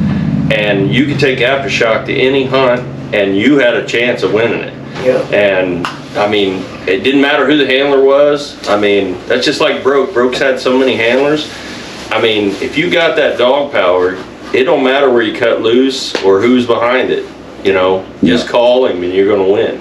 I mean, and what he was a good dog when he was young, but he was a great dog when he was at 7. Yeah, he was solid. He was just so solid, and everybody give me heck about him being man-made, and at that time, there was things about him that were man-made, but if you don't have a dog that's smart enough to be man-made, you're never going to get them there. But you have to have the coon treating ability before you can go to training on them. But if you're going to run these competition hunts and haul across the country, they better be able to take the training, because you have to stay training on them till the day that you retire them or the day they die. It don't matter how good they are. These hunts, they're going to pick up bad habits, and if you don't stay on them for it, they're going to go backwards 100%. Still recording. And it's a lot of that stuff has to do with the mental. You know, they have to be mentally able to be able to take the hauling and everything. I was not a Redbone guy at all until I met Tony and started hunting with G-Man, and they sent G home with me to hunt for a few months, and I pleasure hunted him down there in the David Crockett National Forest. And you know, it's one of those spots that, you know, certain times a year you're doing good to tree one coon. Yeah, that place is no joke. And I carried him in there the first night, and he treed 3 coons in a spot that I wasn't sure I would tree one, and I was like mind blown. Yeah, I've heard he's one of those dogs that just didn't go by coons. Yeah. No, he could tree them at a mile, or he could tree them right around you. Like one night, we go to a pecan grove that is infested with coons, and actually that's the place he made platinum at. Yeah. And when I drew Austin, he's hunting a Walker dog. And he said, Dominator. Yeah, he's hunting Dominator. And we had Gracie Express on the cash. She had won 60 or 70,000. Dom, he's won 200 and something. And then that dog, and then Jed's and that the Trader's Hellraiser, he was platinum.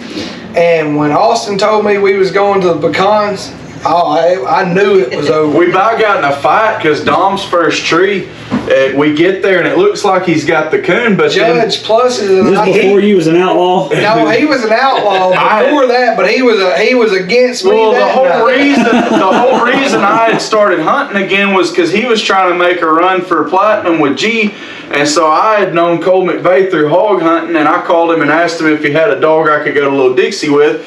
And he sent me up there with Dom. And we started going together. So we go to Quapaw together. I make Dom a gold champion up there. He wins with G, wins 4,500 or something like that.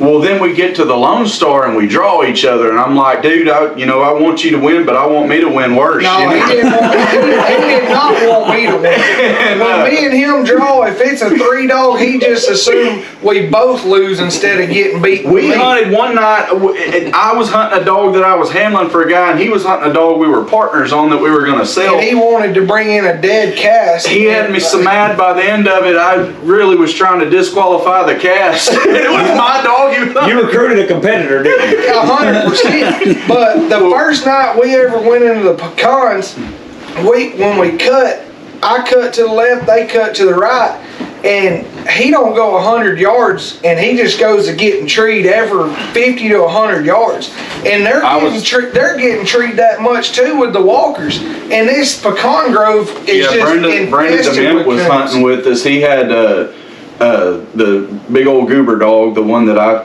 did a lot of winning with later on, and I had just the Norm there with me. He was a litter mate to Dominator, and we were having heck because they were just blowing and going, and G's over here treeing coon after coon after coon after coon, and they got the buggy. And after 8 trees, he made 8 trees, had 7 coons, and they're getting treed just as much. And they call me, I'm like, dude, are y'all treeing this many coons? And I'm 300 yards from the truck at this point. No, bring the effing buggy over here with the shocking collars. They ain't treated coon. So I load him up in the buggy and I cut right behind him. And he trees 3 going to them. He trees 11 coons in 90 minutes. We were telling him to put him in the box. We were like, we're done with him easy. Yeah, put him in the box, put him in the box. Well, that was the mistake he made when I drew him at the Lone Star, because he said, oh, we're going to that pecan bottom. I'm thinking, boy, that's a free paycheck. At that time, you could tree, like, you'd go out there and shine your light, you just see 100 coons. Yeah, and with him we the night before, me and another dog had both scored 750 plus, and I got beat on tiebreaker. And it was just like, and we never handled on the same tree. And the poor judge that night is all of our buddies, and he hunted G too. And like he won a lot with him, and he was dreading judging the cast, because when me and this guy draw, we are not friends.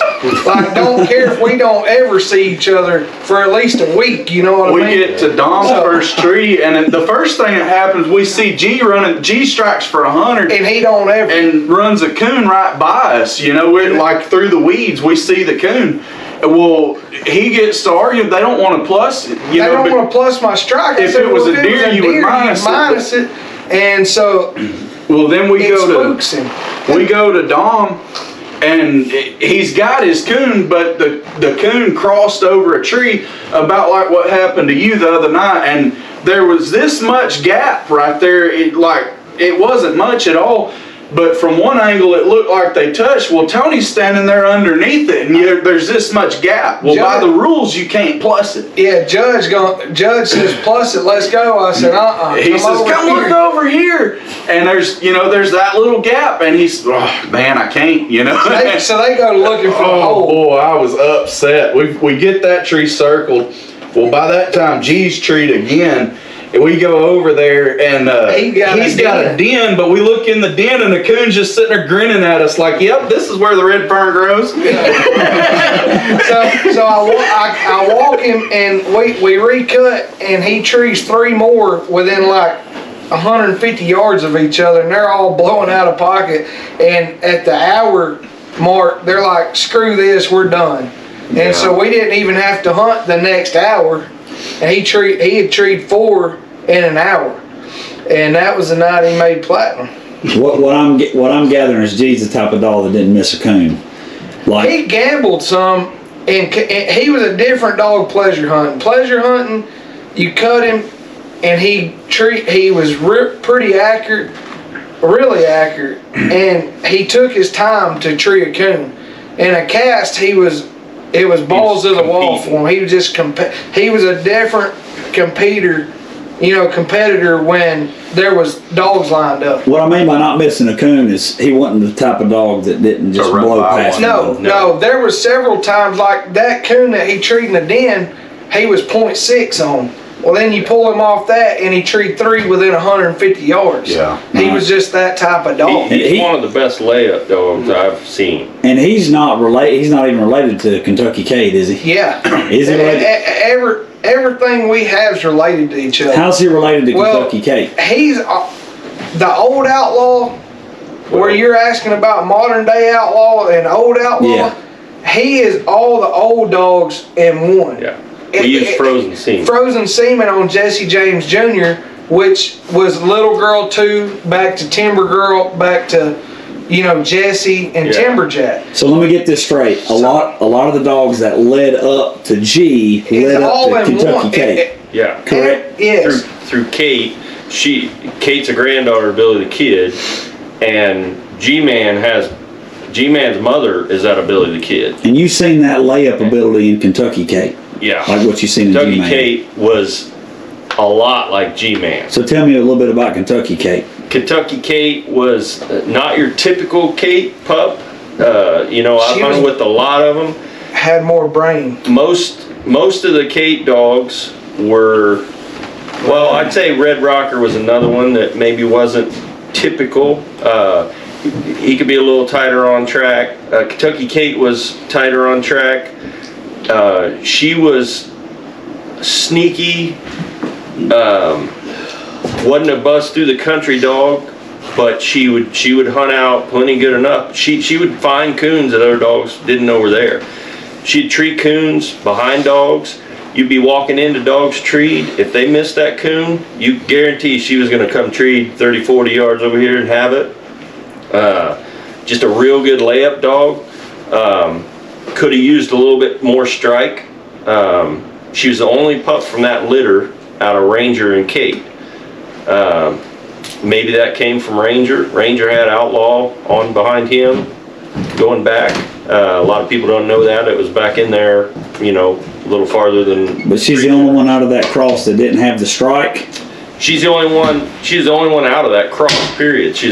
That was Kate's last pup when she was 12 or 13 years old. So wait a minute.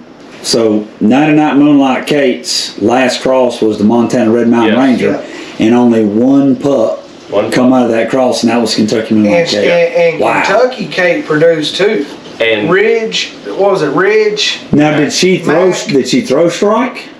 Kentucky Kate? Or was it a little mix? No, Ridge Not and Mac necessarily. Mac and Ridge were out of 2 different crosses on her, and they weren't the They were greatest honest strike dogs, but they weren't. They didn't have that Kate strike, that action pack off the chain. They were smart, and they were very accurate. They had a coon about every time they treed. Good layup and dogs. All of them were good layup dogs. Mac won a lot. See, we've had a lot of bad luck with dogs, and Mac was one of them. Mac died. He got Lyme's, and then he died when he was 4 years old. But Mac you know, he made Grand Night. He placed in a lot of big hunts. He won the AKC Ladies World Championship with Lisa handling twice. Did he get in the top 20 of the world? AKC No. world? Oh yeah, he got 8th place Yeah, in the 8th. AKC World Championship. He won Redbone Days. That's breed PKC days. Redbone Days. Yeah, he won that. And G-Man was in that final Second, cast and too. Moonshine got third. That's the type of dogs that was getting hunted back then. I mean, And it his was, Wow. his half sister also out of Billy the Kid. Alan talked a lot about her. Outlaw Cherry Bomb. She won the year before that with Lisa handling her. And but we, you know, Mac died at 4 years old. Kentucky Kate died about 5 years old. She got Lyme's too, and died of, it was either kidney or liver failure. Then Kat died. I don't even think she was 4 yet. That was a weird thing. We was letting a boy hunt her at in some youth hunts, and he took her to he wanted to know if he could swim race her. Said, yeah, go ahead, try it. They went to swim race. She won the race, and he tied her behind the truck. They were at a club and had backed up in the shade, and they come out after the next heat. They come up to the truck. She's laying there covered in ground hornets. I mean, just covered in them. And they got into her throat and everything. Killed her. And killed her. And it's, you know, we've had some bad luck with dogs. Rambler getting hit. Gambler. I mean, or Gambler. Gambler, yeah. These dogs had they not died early, you know, they There's went no on to telling. win like G-Man and Broke and some of these other ones. Well, the good news is y'all have a team, and you're dispersing these dogs, and you're not putting all your eggs in one basket. Yeah. And that is, it seems like that's what stabilized y'all. everybody here has something everybody has a part of it. Yeah. Even Perky, Alan, all of us. Yeah. Alan keeps helps us keep all the dogs healthy. I'm not getting a hunt right now, so these three hard heads, they're doing all the hunting, and Perky, and they're keeping the dogs legged up and ready for the hunts, and I'm just here right now. Our team is bigger than what you see here. Yeah. For sure. We got Jesse Boley in Michigan. If we need to get dogs to thick coons and Matt's covered up and can't hunt, we can send one up there. If we need them in thin coons in the mountains, we can send them to Adam Wingler down in North Carolina. I mean, we've got places we can send dogs. So to get what they need. speaking of the team, T-Mac, how did Modern Day Outlaws come about? What was the start of that? Well, I didn't feel good about asking Alton could I keep the Outlaw kennel name, because he's the one that originated it, and it, like him and Teresa were. And I thought, man, you know what would be cool? Modern Day Outlaws, because my grandpa and me coon hunted, and I've always been a fan of the Timberjack and Outlaw dogs and the Pepper dogs too. And that's what we always hunted. Well, when my grandpa died, I was ate up with it, but I wanted to do it for a living, which I found out that's not, you can't do it. And I was hunting walkers and stuff, and when I heard Shane was getting back into hunting, he gathered up some really good females and was making some jam up crosses and breaking all this older semen out that was all the stuff I've got to hunt. And I begged him for pups. No, I got a cross in mind for you. And then he'd make another cross, and I'm thinking, man, why can't I get one of these? Oh, no, I got one. So I'm thinking, it ain't the right one. And after about 10 of them crosses, I was like, screw Shane. He don't want me to hunt no Redbone. Well, then about 6 months to a year later, he sends me a pedigree and he's like, hey, what do you think about this?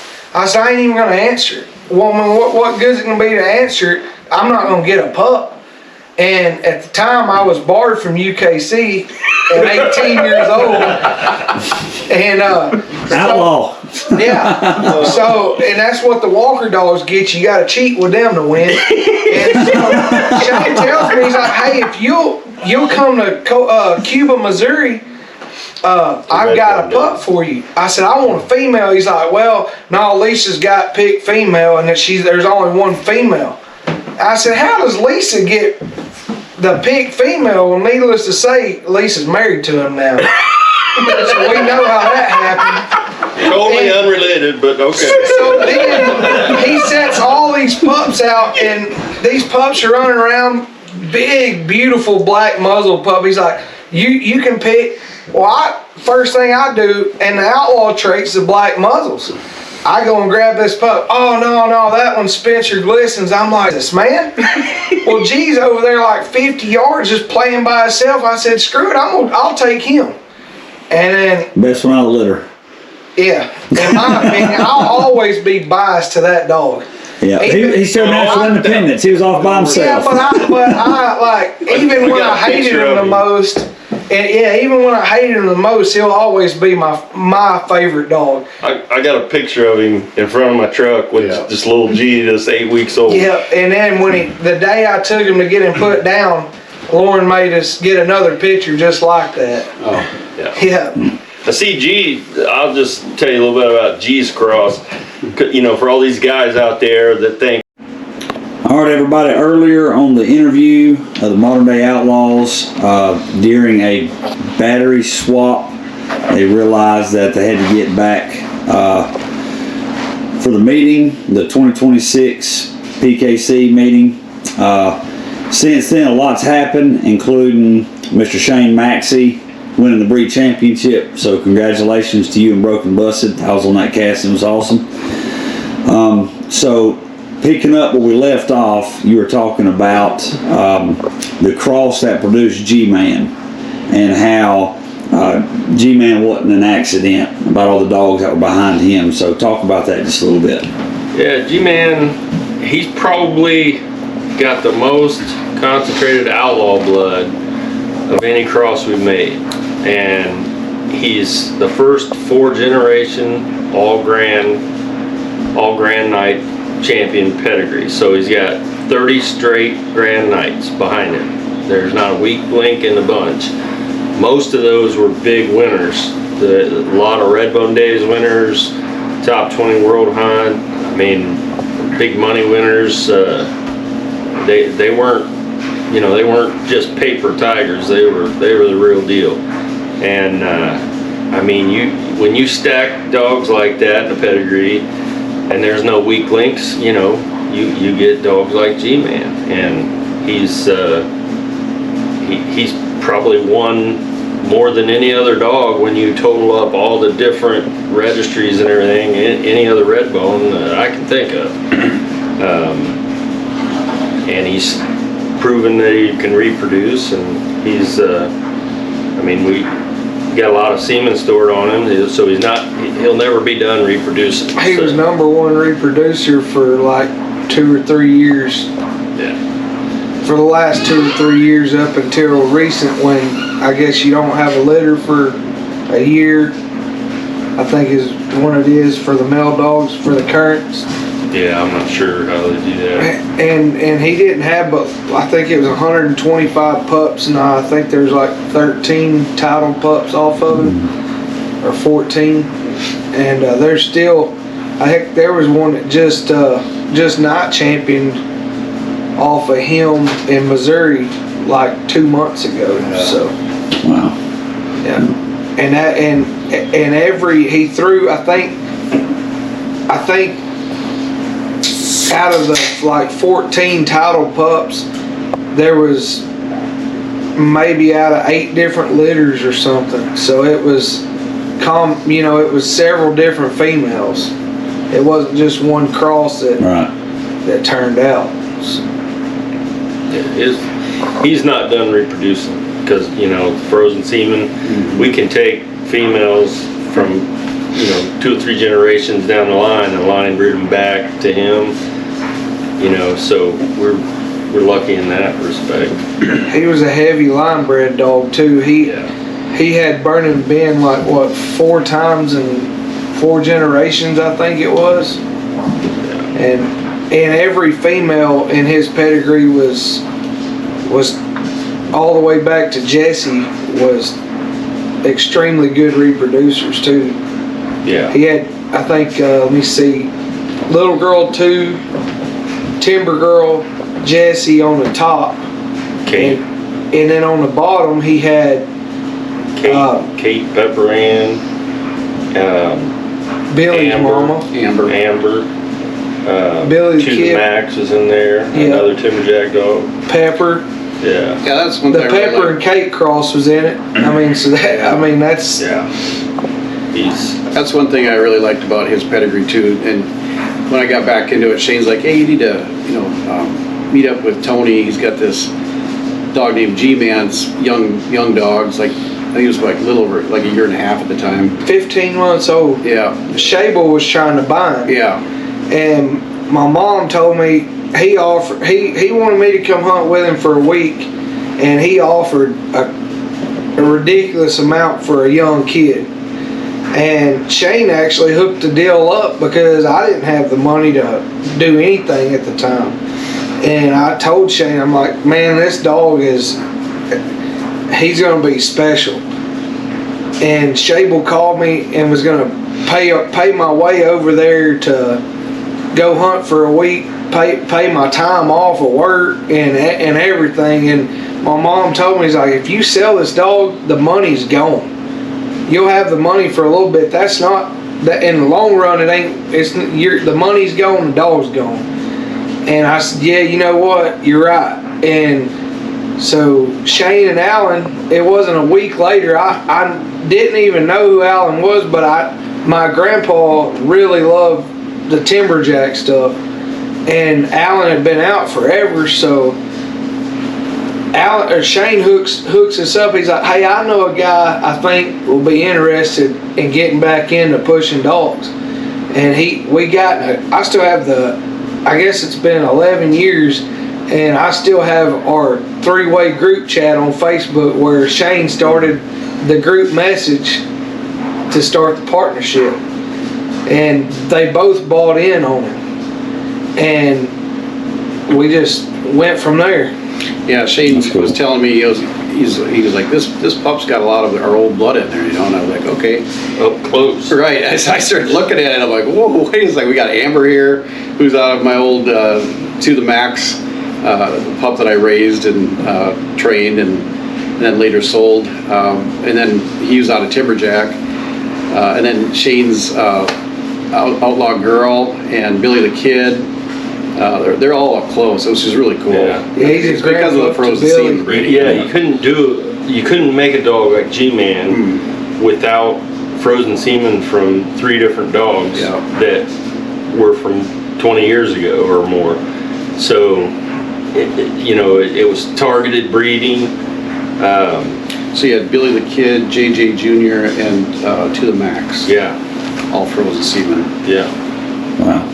And they were all big winners. Yeah. When Alan saw the pedigree, he was mind blown at like how in the heck could this pup 30 years later be all their stuff's right here. Well, I knew his grandpa was he told me he's such a big Outlaw fan. That's why I made him wait for that cross, because that's as outlaw as a cross has ever been made. And all up close in 4 generations. And without a weak link, I just knew that cross would work. When my grandpa, when me and him he was pushing dogs big time. And when we first got into it, we didn't know, watch where the red fern grows like everybody does. And we got 2 show dogs thinking they was going to be coon hunting dogs. Well, that didn't work out. And some Walker guys from around the house that knew him through concrete work and stuff was just, they'd hunt with us. And they said, oh, there ain't no good Redbone, blah, blah, blah. Well, he would spend whatever it took to prove people wrong like that.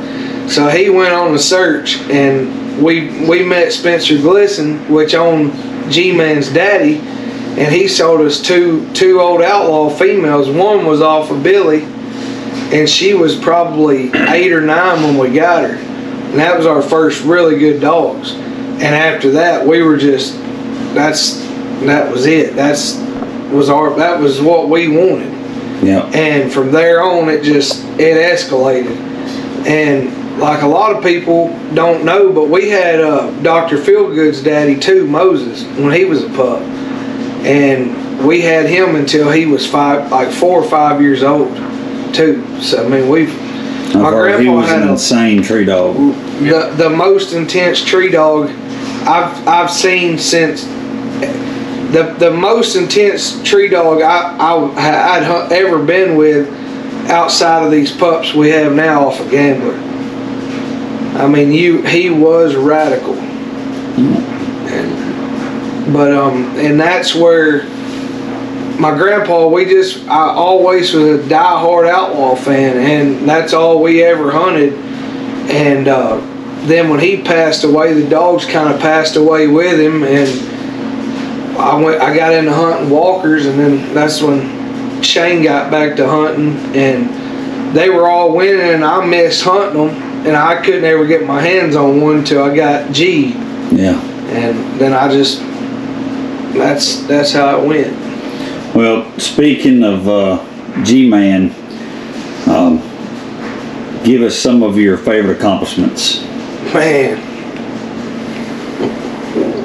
Well, it kind of depends on what registry you want to start with.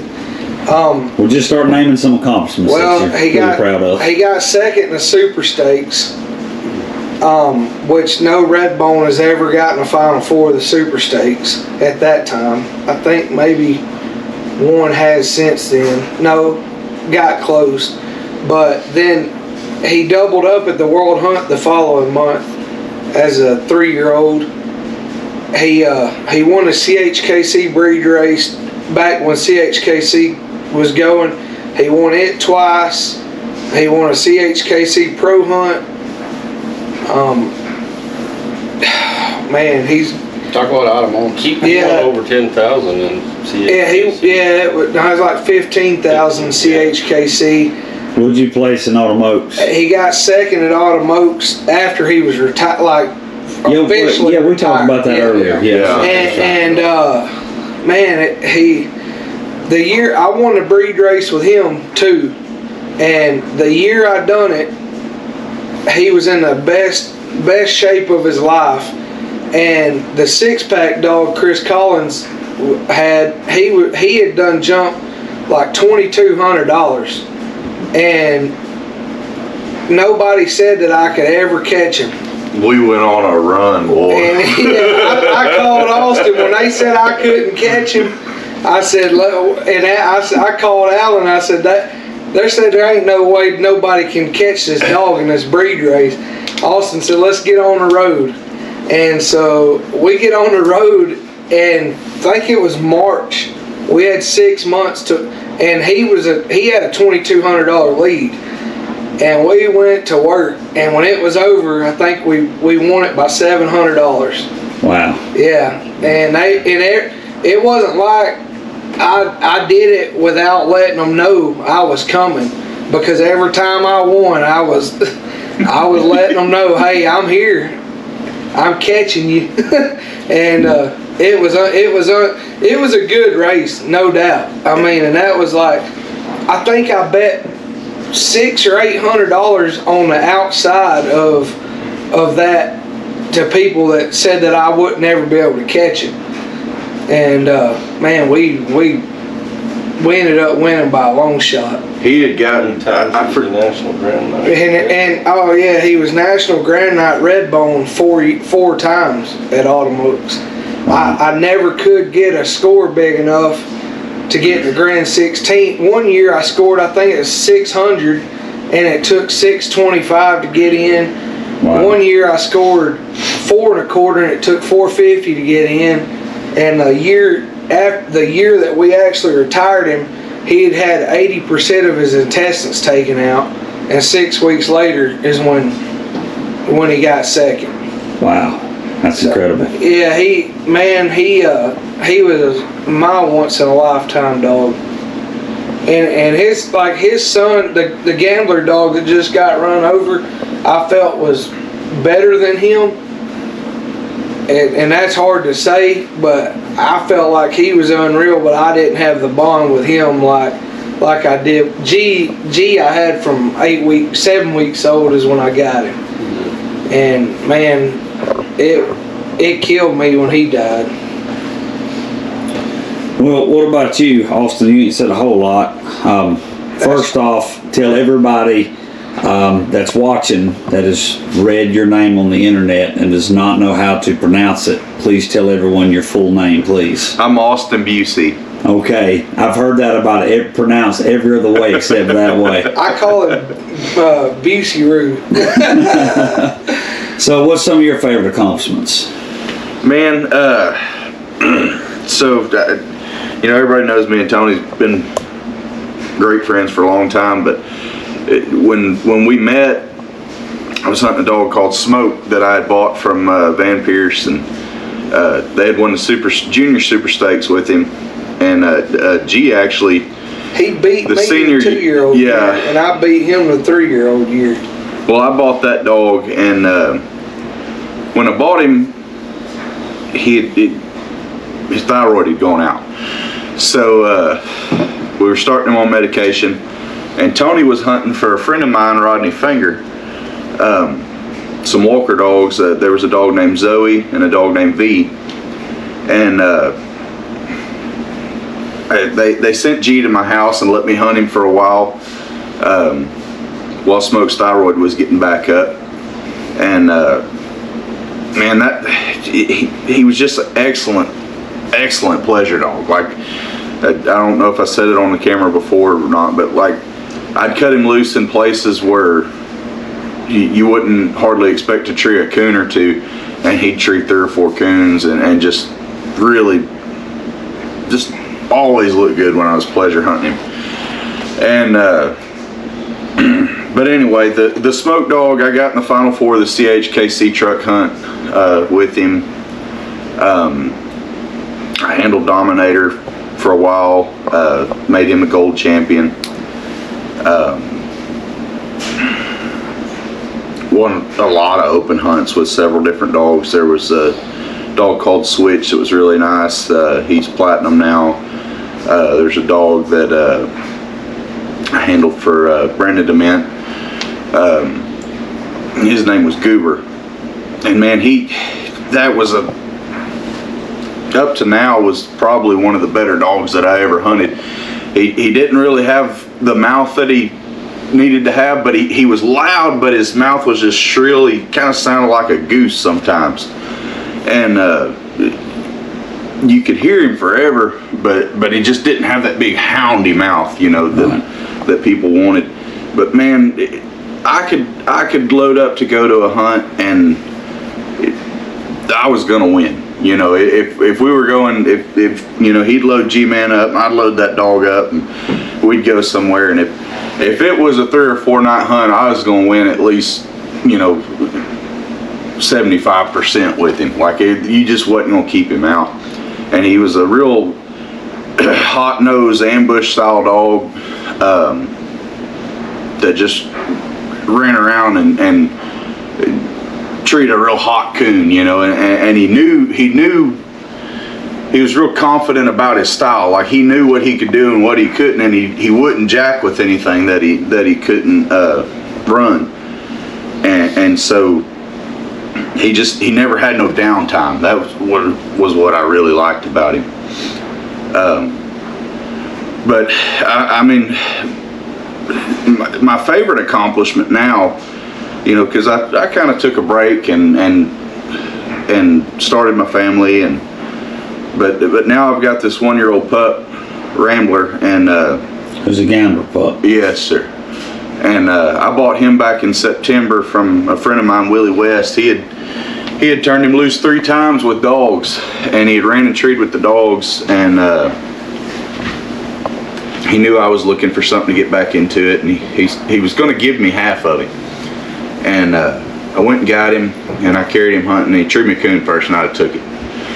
And I knocked that coon out to him. And I ain't gonna lie, the first one he treed, like I walked him down a creek, and he kind of barely sniffed up the tree. And as soon as I saw that he was sniffing up that tree, I went and talked him up, petted him up, and found the coon, and I knocked it out, and got him treeing on it.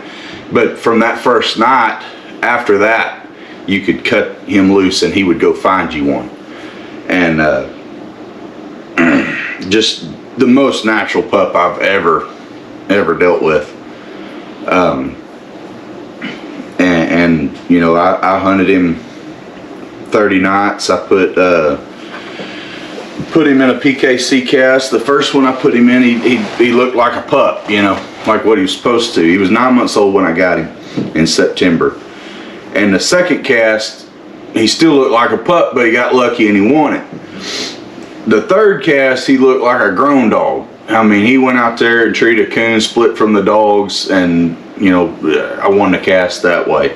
And they were on a den, and he was on a coon about 50-60 yards from them, and I let them pull off of their den and go recut while he stayed treed over here. So he stayed treed for like 10 or 15 minutes before I actually treed him in, and we went over there and handled it. And just to see a young dog like that hold pressure while you're doing all these things around him, it was just a totally different feeling. Well, He's the most enjoyable pup you've ever had. yeah, I'd say. yeah. And I made him a night champion.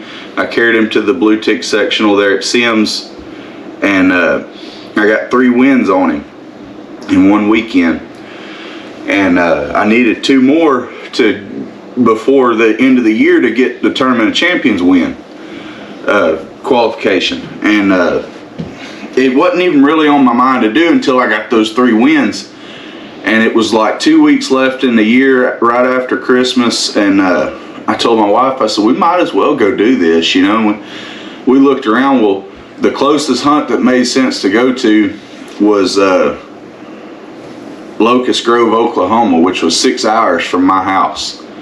And I loaded that pup up, and I drove him up there, and I drew the dog that won the Super Stakes in the spring this year, and I beat that dog in the late round of the first night. And the next night, we missed the early round of the first night. We had a dead cast. The late round, I won it with a coon by myself. The next night, we go to the hunt. I get there and nobody's there. I call the guy. I say, "Hey man, where's everybody at?" He said, "They're already hunting." The deadline, I thought it was 7, but it was 6, so we missed the early round. And I thought, "Oh no, man, there went my shot," you know, because a double header. And Had one chance. yeah, you got this one chance to get my one win. And we go cut loose out there, and it's windy, terrible conditions, and it takes, you know, 45 minutes of the hour for these dogs to get treed, and he gets treed by himself about 1,000 yards from us. We can barely hear him, and we go in there to him. You text me and said, "Well, looks like this is going to be a dead cast." Yeah. Next thing he does, he texts me, "Winner." I told him. We go in there to that tree, and on the group chat. Yeah. I handled him up, and I look up, and right above his head there's a possum, and I'm like, "Oh no, man!" Well, the fella that owns the blue tick, the Zeke dog, that's the all-time money-winning blue tick, he was judging, and I'm trying to get this tree circled and get cut loose with my 10 minutes left, because you know I'm thinking he would tree another one. So I'm trying to keep my light off this possum. I'm saying, "Hey, let's go." And that fella there, he said, "Well, what do you see that you're wanting to circle?" And I'm like, "Well, this limb's dead, and this limb's kind of weird looking, and oh, wait a minute, here's his coon right here." The possum was in a little shrub on the side of the tree, and the coon was way at the top. But I was so nerved up about the possum that I didn't shine my tree fully. And thankfully, I found that coon, and On accident. Yeah, I got that win. So, I mean, that... Gosh, I would say it was all that easy to find. Of all the things that I've done, all the hunts that I've been... Man, I've handled... I hunted probably every good dog that went through the state of Texas there for a while. Like if I sat here and listed them, it'd take 30 minutes. And me and Savannah wrote them all down the other day, and probably $500,000 to $750,000 worth of dogs. Wow. But of all that I've done, making Rambler Night Champions probably in my mind my biggest accomplishment, just because a dog that young that had just started doing so good, and we set a goal and set out to do it and got it done. How old is Rambler now? He just turned a year old last week. Wow, just turned a year old last week. Got his money won for the Super Stakes, qualified for TOC. Gambler had, I think that it's 11 puppies, and there's 6 or 7 that's already winning, and the oldest ones are I think Chief and Josie and them are 15 months old. It's 2 litters. That litter and Austin's pups litter. Wow. And 3 of them, there's 5 with their money won for the Super Stakes already. So. What about you, Mr. Shane? What are some of your favorite accomplishments? Oh man, I got a lot of them. One of them's tonight, I'd say. Well, yeah. But I've won this breed hunt before with the dog called Moonlight Outlaw Mac. It was a pup out of Billy and Kentucky Cape. And my wife Lisa won this hunt, the year before that, with the pup out of Billy called Outlaw Cherry Bomb. So 3-time, winning PKC Redbone days. With Timber Girl, I won I won American and US Redbone days, and was high opposite sex in national days. Lost by a quarter or something to her brother, half brother to the Max.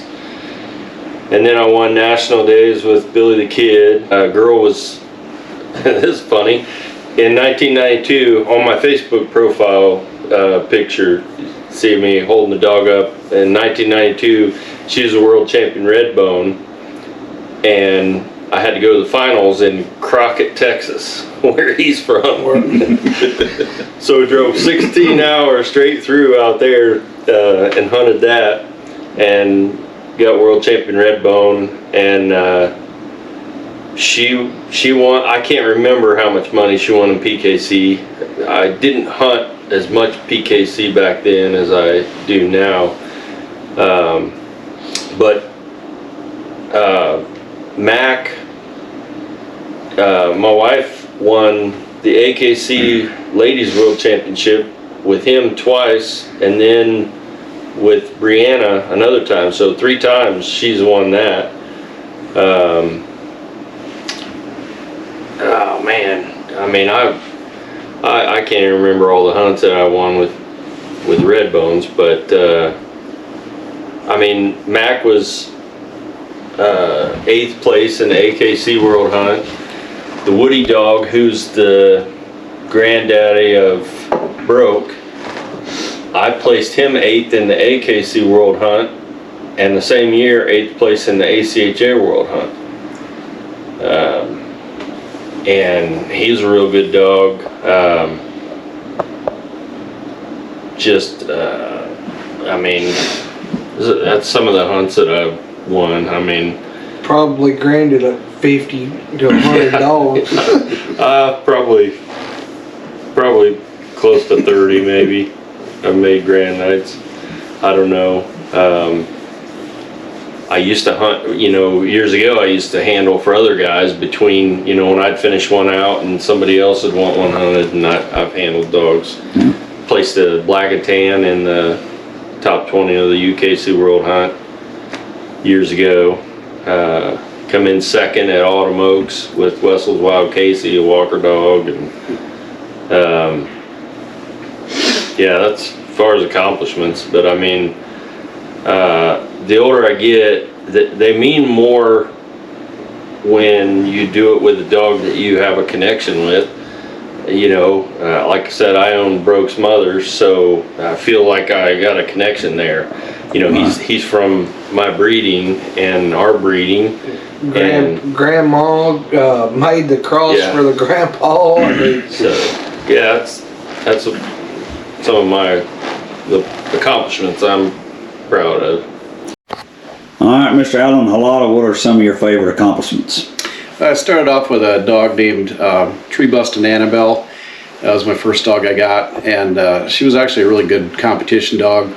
I took her down to Illinois to American Redbone days, and the reason this really stuck out in my mind is because the competition we drew down there was really tough. She won the all red hunt on Thursday night against 120 dogs, and then on Saturday night, or Friday night, excuse me, we drew Gary Davis's night heat dog, which was leading the Purina points that year, and she really waxed him that night. It was an amazing job she put on. So she won that night.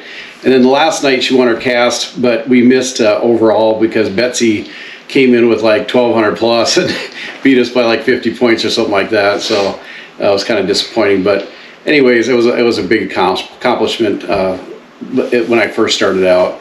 Then I got the Timberjack dog, and we took him to the World Hunt. He won first place at the World Qualifying Hunt against, there was like 100 and something dogs there. It was a big hunt. And then went to the semifinals. We drew, I don't remember the first night, but he had like 700 plus the first night. And then the second night we drew Pac-Man and Bam in the same cast, both world champions.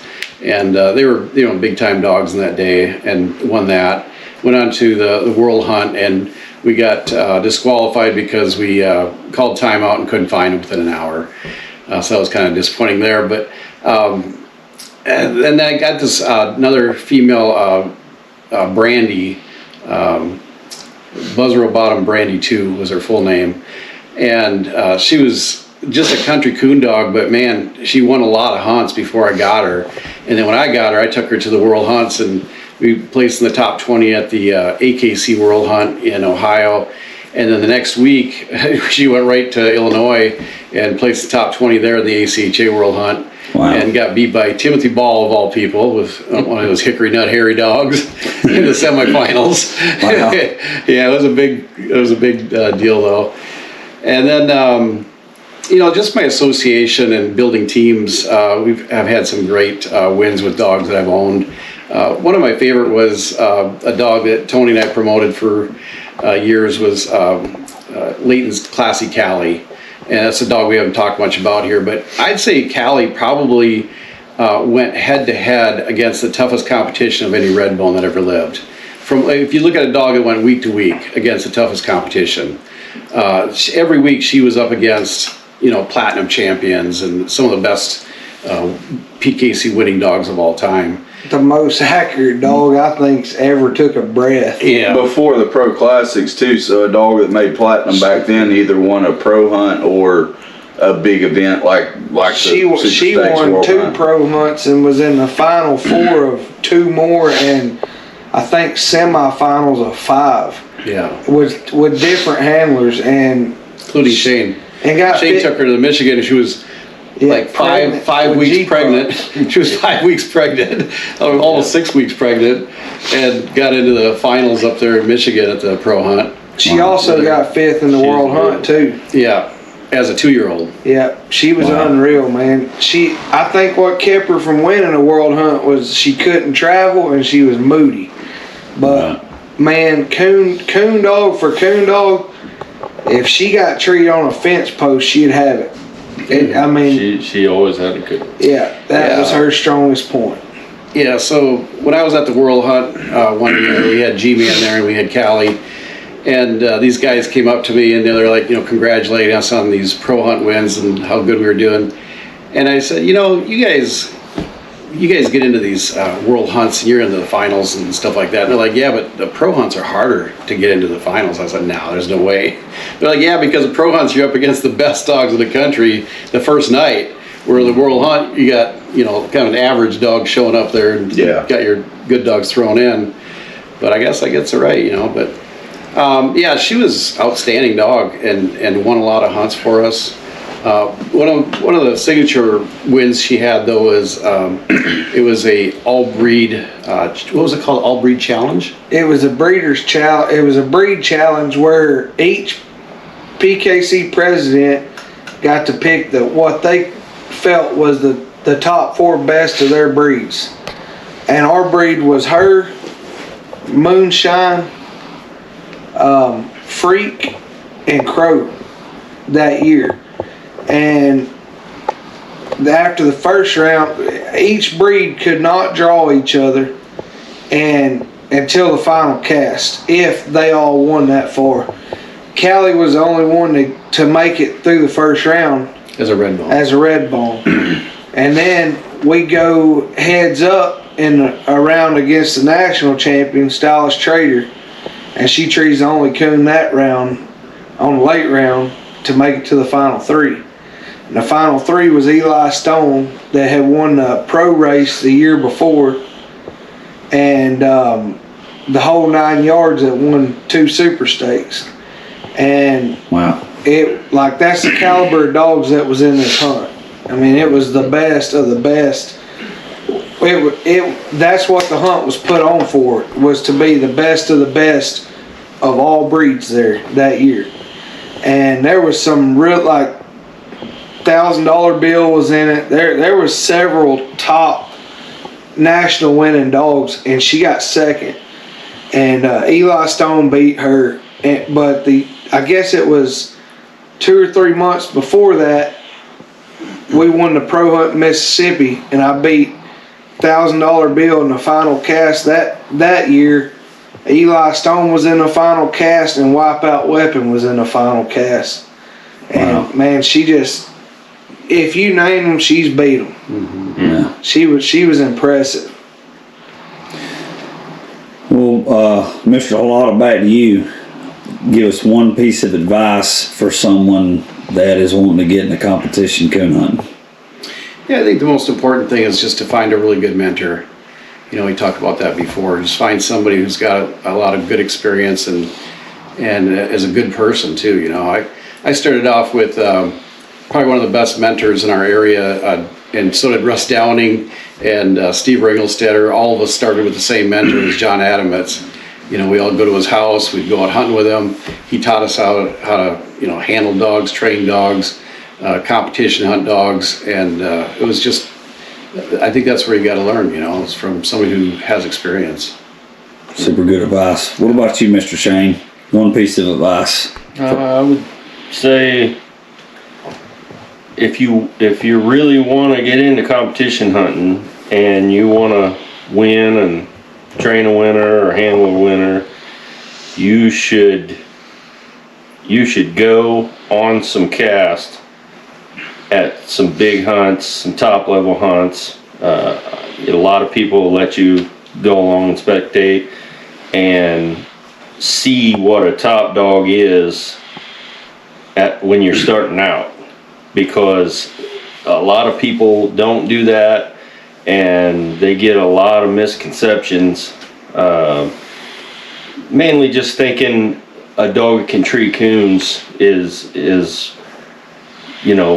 what they need. If you're going to competition hunt, your dog not only does it have to tree coons, it has to tree coons better than the other 3 dogs you're going to hunt against in every cast if you're going to win. Right. And you need to know what that is from early on, or you Go home with some good dogs. Know what the pinnacle is. Have your measuring stick. That way, when you get back home, you can make a fair assessment of what you have. yeah Yeah. know if you're heading in the right direction or not. What about you, T Mac? What's one piece of advice for new comp hunter? I think that's the first thing to do is go see where you need to set your bar, and I always set high, but do what you can do. Don't try to jump in and think you're going to win a world hunt in a year's time. Go to what you can afford and go to what makes you happy.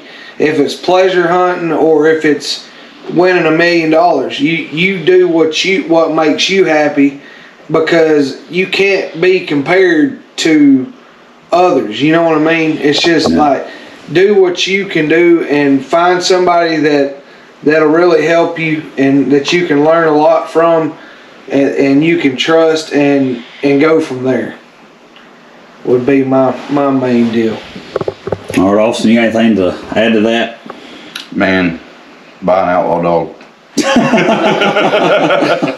No, I'm with them. In another life, I rode horses for a living, and we used to always kind of say, you can't finish a horse until you know what finish feels like. And I feel like that's the same with these dogs.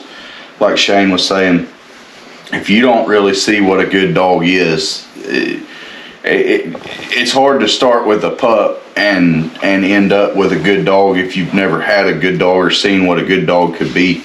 And even me, I started hunting on my own when I was like 18, but my grandpa and my dad both had dogs when I was a kid, and they were good dogs. That they were mainly pleasure hunters, but they were dogs that you'd go tree a lot of coons with in a night, not just a dog you go tree one coon and go home. Like they were recutting them and just treeing the fire out of coons. And that's some of my earliest memories is with those dogs. My grandpa had Redbones and my dad had Walker dogs, and I mean we'd go tree 4, 5, 6 coons a night with them. Yeah, and you know what a good coon dog was. Yeah, so I had high expectations when I started, even though I had to kind of figure out how to get there. I knew I was looking for the dog that I could go out there, not spend all night and tree me several coons. Right.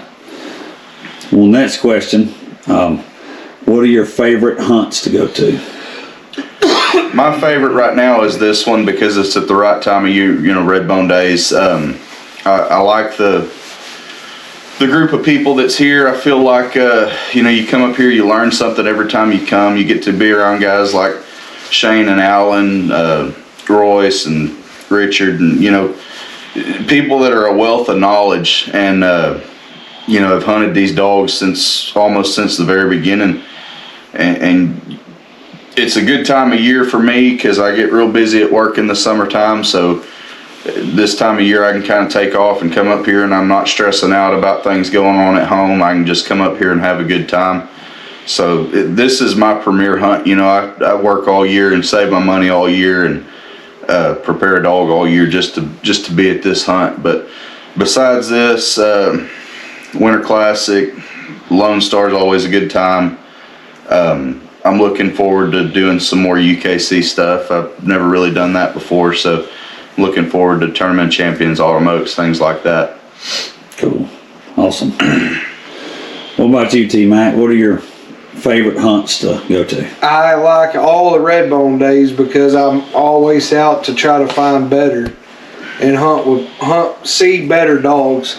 And I really like Autumn Oaks and the World Hunt. The Autumn Oaks is like it's a national championship, and even if I'm not coon hunting, me and my wife always try to go and compete at that one because it's just that's one of my absolute favorite hunts, and we've made PKC Redbone days huge, and Autumn Oaks and this Redbone days is my absolute favorite. And awesome. So that would be my two. What about you, Mr. Shane? Favorite hunts of the year? Well, this is becoming my favorite hunt. I've been to it several years, but I have never been to it since it's been down here. And it was so far, and I always had to work a lot, and so this is my first year coming down here.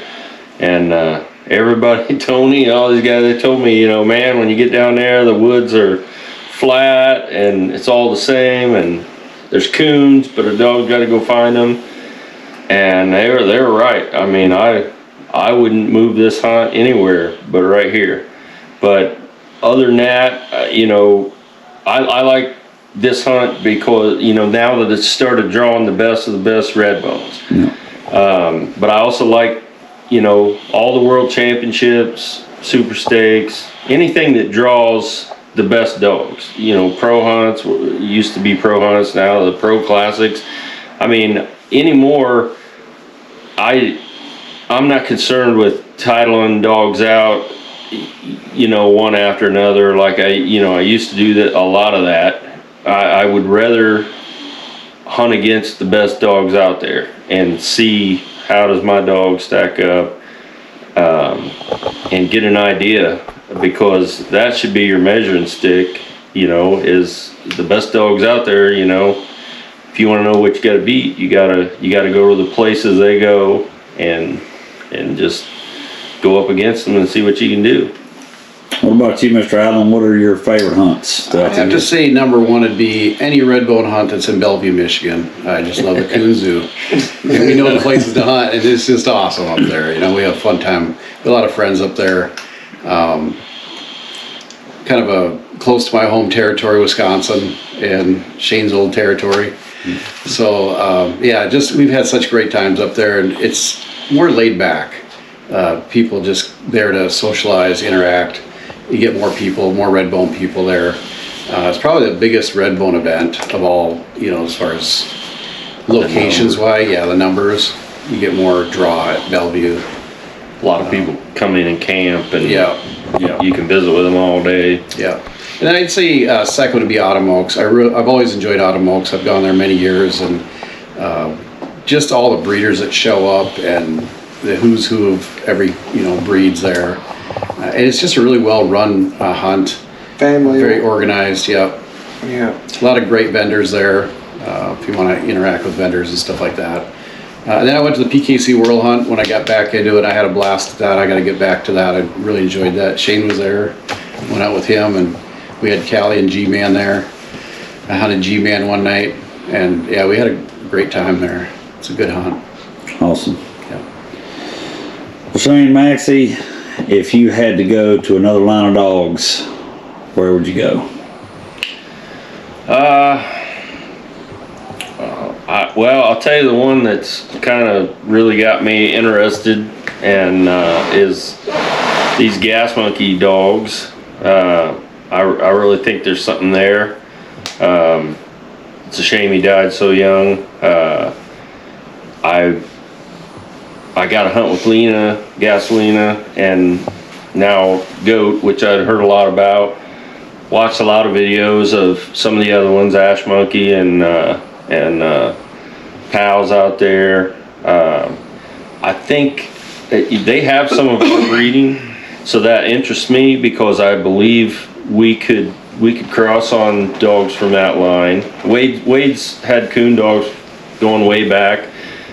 He's went in a couple different directions looking to make the right balance, and I think he nailed it with this gas monkey dog.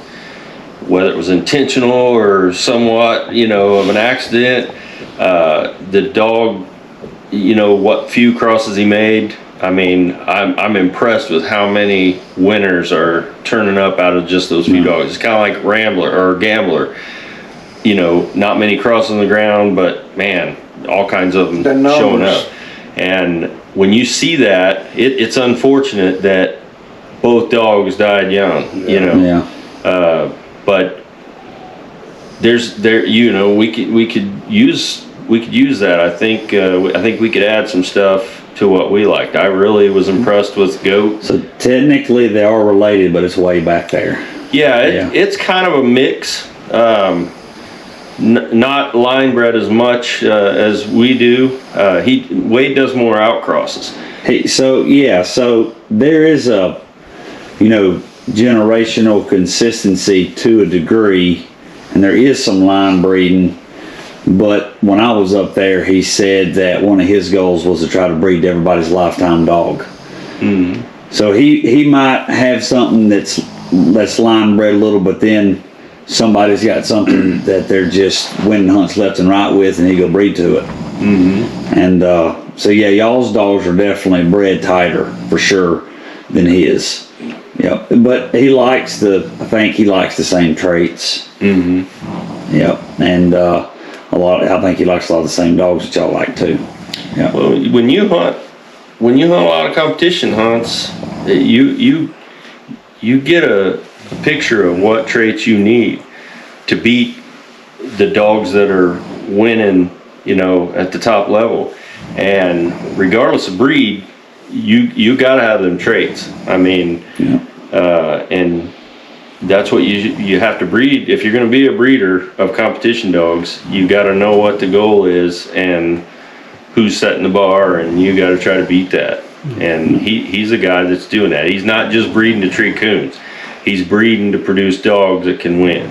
Yeah. So, Well, what about you, Mr. Allen? Where would you go? Yeah, I got into a discussion with a guy I've never even met, and I knew that he had dogs.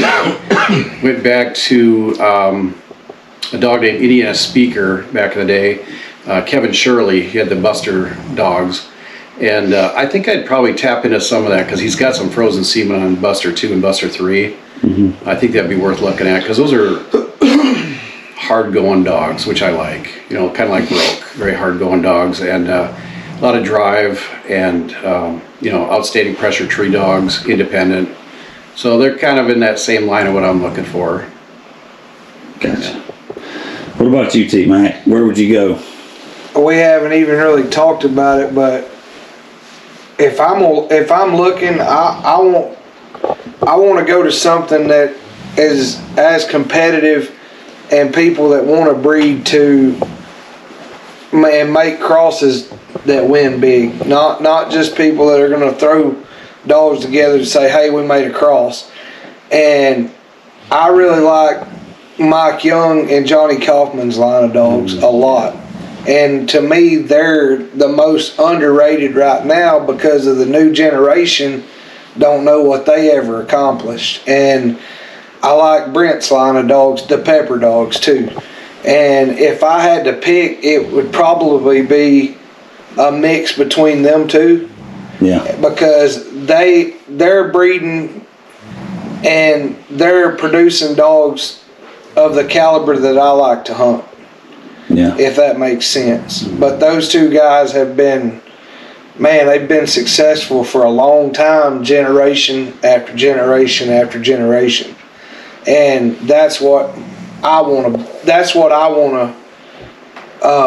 if I'm going to get something, and I've bred to both dogs. I drove two females like 4 years ago all the way to Brent's, like 15 hours away. And I also I got Alan to buy a buck from Mike, and I've bred to buck semen too. So those two families of dogs, in my opinion, are as good a competition style dogs as that I like. And if ours vanished, that's probably where I would go. Gotcha. What about you, Austin? I'm going to just let you have the finale here, since your number one piece of advice for new competition hunters was get an outlaw dog. It worked for him. Well, It worked for him. So I'll tell you this, I wasn't really a Redbone man before I met Tony and G-Man, and that's what sold me. And that's like, there's only two things I'd change about Rambler if I could. It'd be that instead of being out of Gambler, he was out of G, and instead of being a male, I wish he was a female, because then I could just carry him to whatever male dog I wanted to. So what male dog would that be if it was outside of the outlaw line and moonlight and stuff? Because of how different the dogs are bred, and see, Rambler's out of Dixie, which is Keith Bowling's female that was a double bred toady dog, and then Gambler was out of G-Man and Ruby, and Ruby wasn't really a type bred outlaw dog like that. So he's really more of an outcross pup.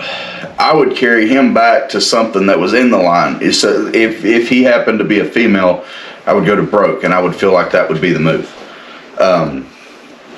As far as outside the line, man, I'm not because I want to be, but I mean, you could call me bloodline blind, because I don't know the breed as a whole. I know these dogs because that's what I've been exposed to. So, I mean, if I was going to carry him to something else, I'd have to call Shane or Tony and get some advice. Yeah, I appreciate the honesty there. Whatever Shane said is what I would do, because I mean, he's like the breed genius. Has there been any dogs here at PKC Redbone days that have impressed you? I drew Kat on a late round the other night. I really liked what she did. We treed 3 coons in the first 30 minutes. All the dogs split, and she was off to herself with her own coon, and she was struck for the lease, so it didn't work out for her. But she did a really good job on that coon. the Duke dog that I drew the other night, he was struck for a quarter, and that's really the only hole I could see in him, was that he didn't get his mouth open as fast as the others. But man, he got out there, got by himself, and got through the country about a mile, treated coon, and man, the mouth on that dog, you could hear him. Like he was over a mile from us, and I would have thought he was like 750, 800. Wow. I mean, he was just, he really impressed me. Lena did a good job Thursday night. Everybody else kind of took a bad break. She treated coon, stayed out of trouble, had one after the hunt. And, so those are the 3 Redbones that I saw that impressed me. Now, Bobby Linder's female, the little Walker female called Sis, that beat me in the late round Friday night, that dog's something good. I mean, she went out there, she treated coon. I had her out struck, and we cut loose with 13 minutes left. Rambler went one way and got treed, but we couldn't hear him because of the way the wind was blowing. She went the other way and got treed, and he treated her with 5 minutes left in the hunt. We headed to her. Get there, she's got a den and about 2 inches of coon's tail hanging out of the den tree, and it just as it were, we couldn't hear Rambler, and Frank, the guy that owns Cat, was sitting at the truck, and Rambler was about 200 yards from the truck. He called us right after the hunt was over. He said, "Man, there's been a dog treed here for 30-40 minutes it seems like, but we just couldn't hear him." And we drove up there, and he had his coon, but that was the breaks, That's just the way it works sometimes. Yeah, but man, that little female was quick and just really, as far as dogs in general go, outside of the dogs that we fool with, that's been the best one I think I drew up here this week. Good deal. Awesome. Well, I appreciate all y'all's time. Yes, sir. It has been a pleasure. Yes, sir. I really enjoyed it. Thank you so much for coming out. Yep, finally got to meet y'all in person. We're not as bad at criminals as we're led on to be, are we? Just those 2. I've enjoyed it. I really, really appreciate the hospitality, and I've had nothing but support and kindness since I've been here. I really appreciate it, and hopefully I can make it back next year.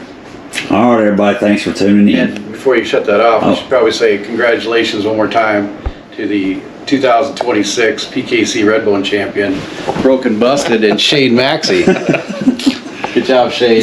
My work here is done. Yeah, he's done. Headed home. Awesome. You should show the sun out there. Oh yeah, we hadn't been to sleep yet, and it is 7:31:30. 7:32. Yeah. Yep. Coffee and Red Bull. Oh man. What's my saying, T-Mac? What's my saying? Wait just a second.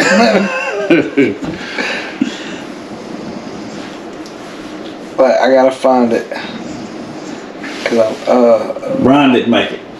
No, he's got it. He's got You it. probably hear him on there. Oh shoot! So I think so too. Gosh, where is it at? I can do all things through Christ and Red Bull. That's my saying. All right, everybody, thanks for tuning in. You are.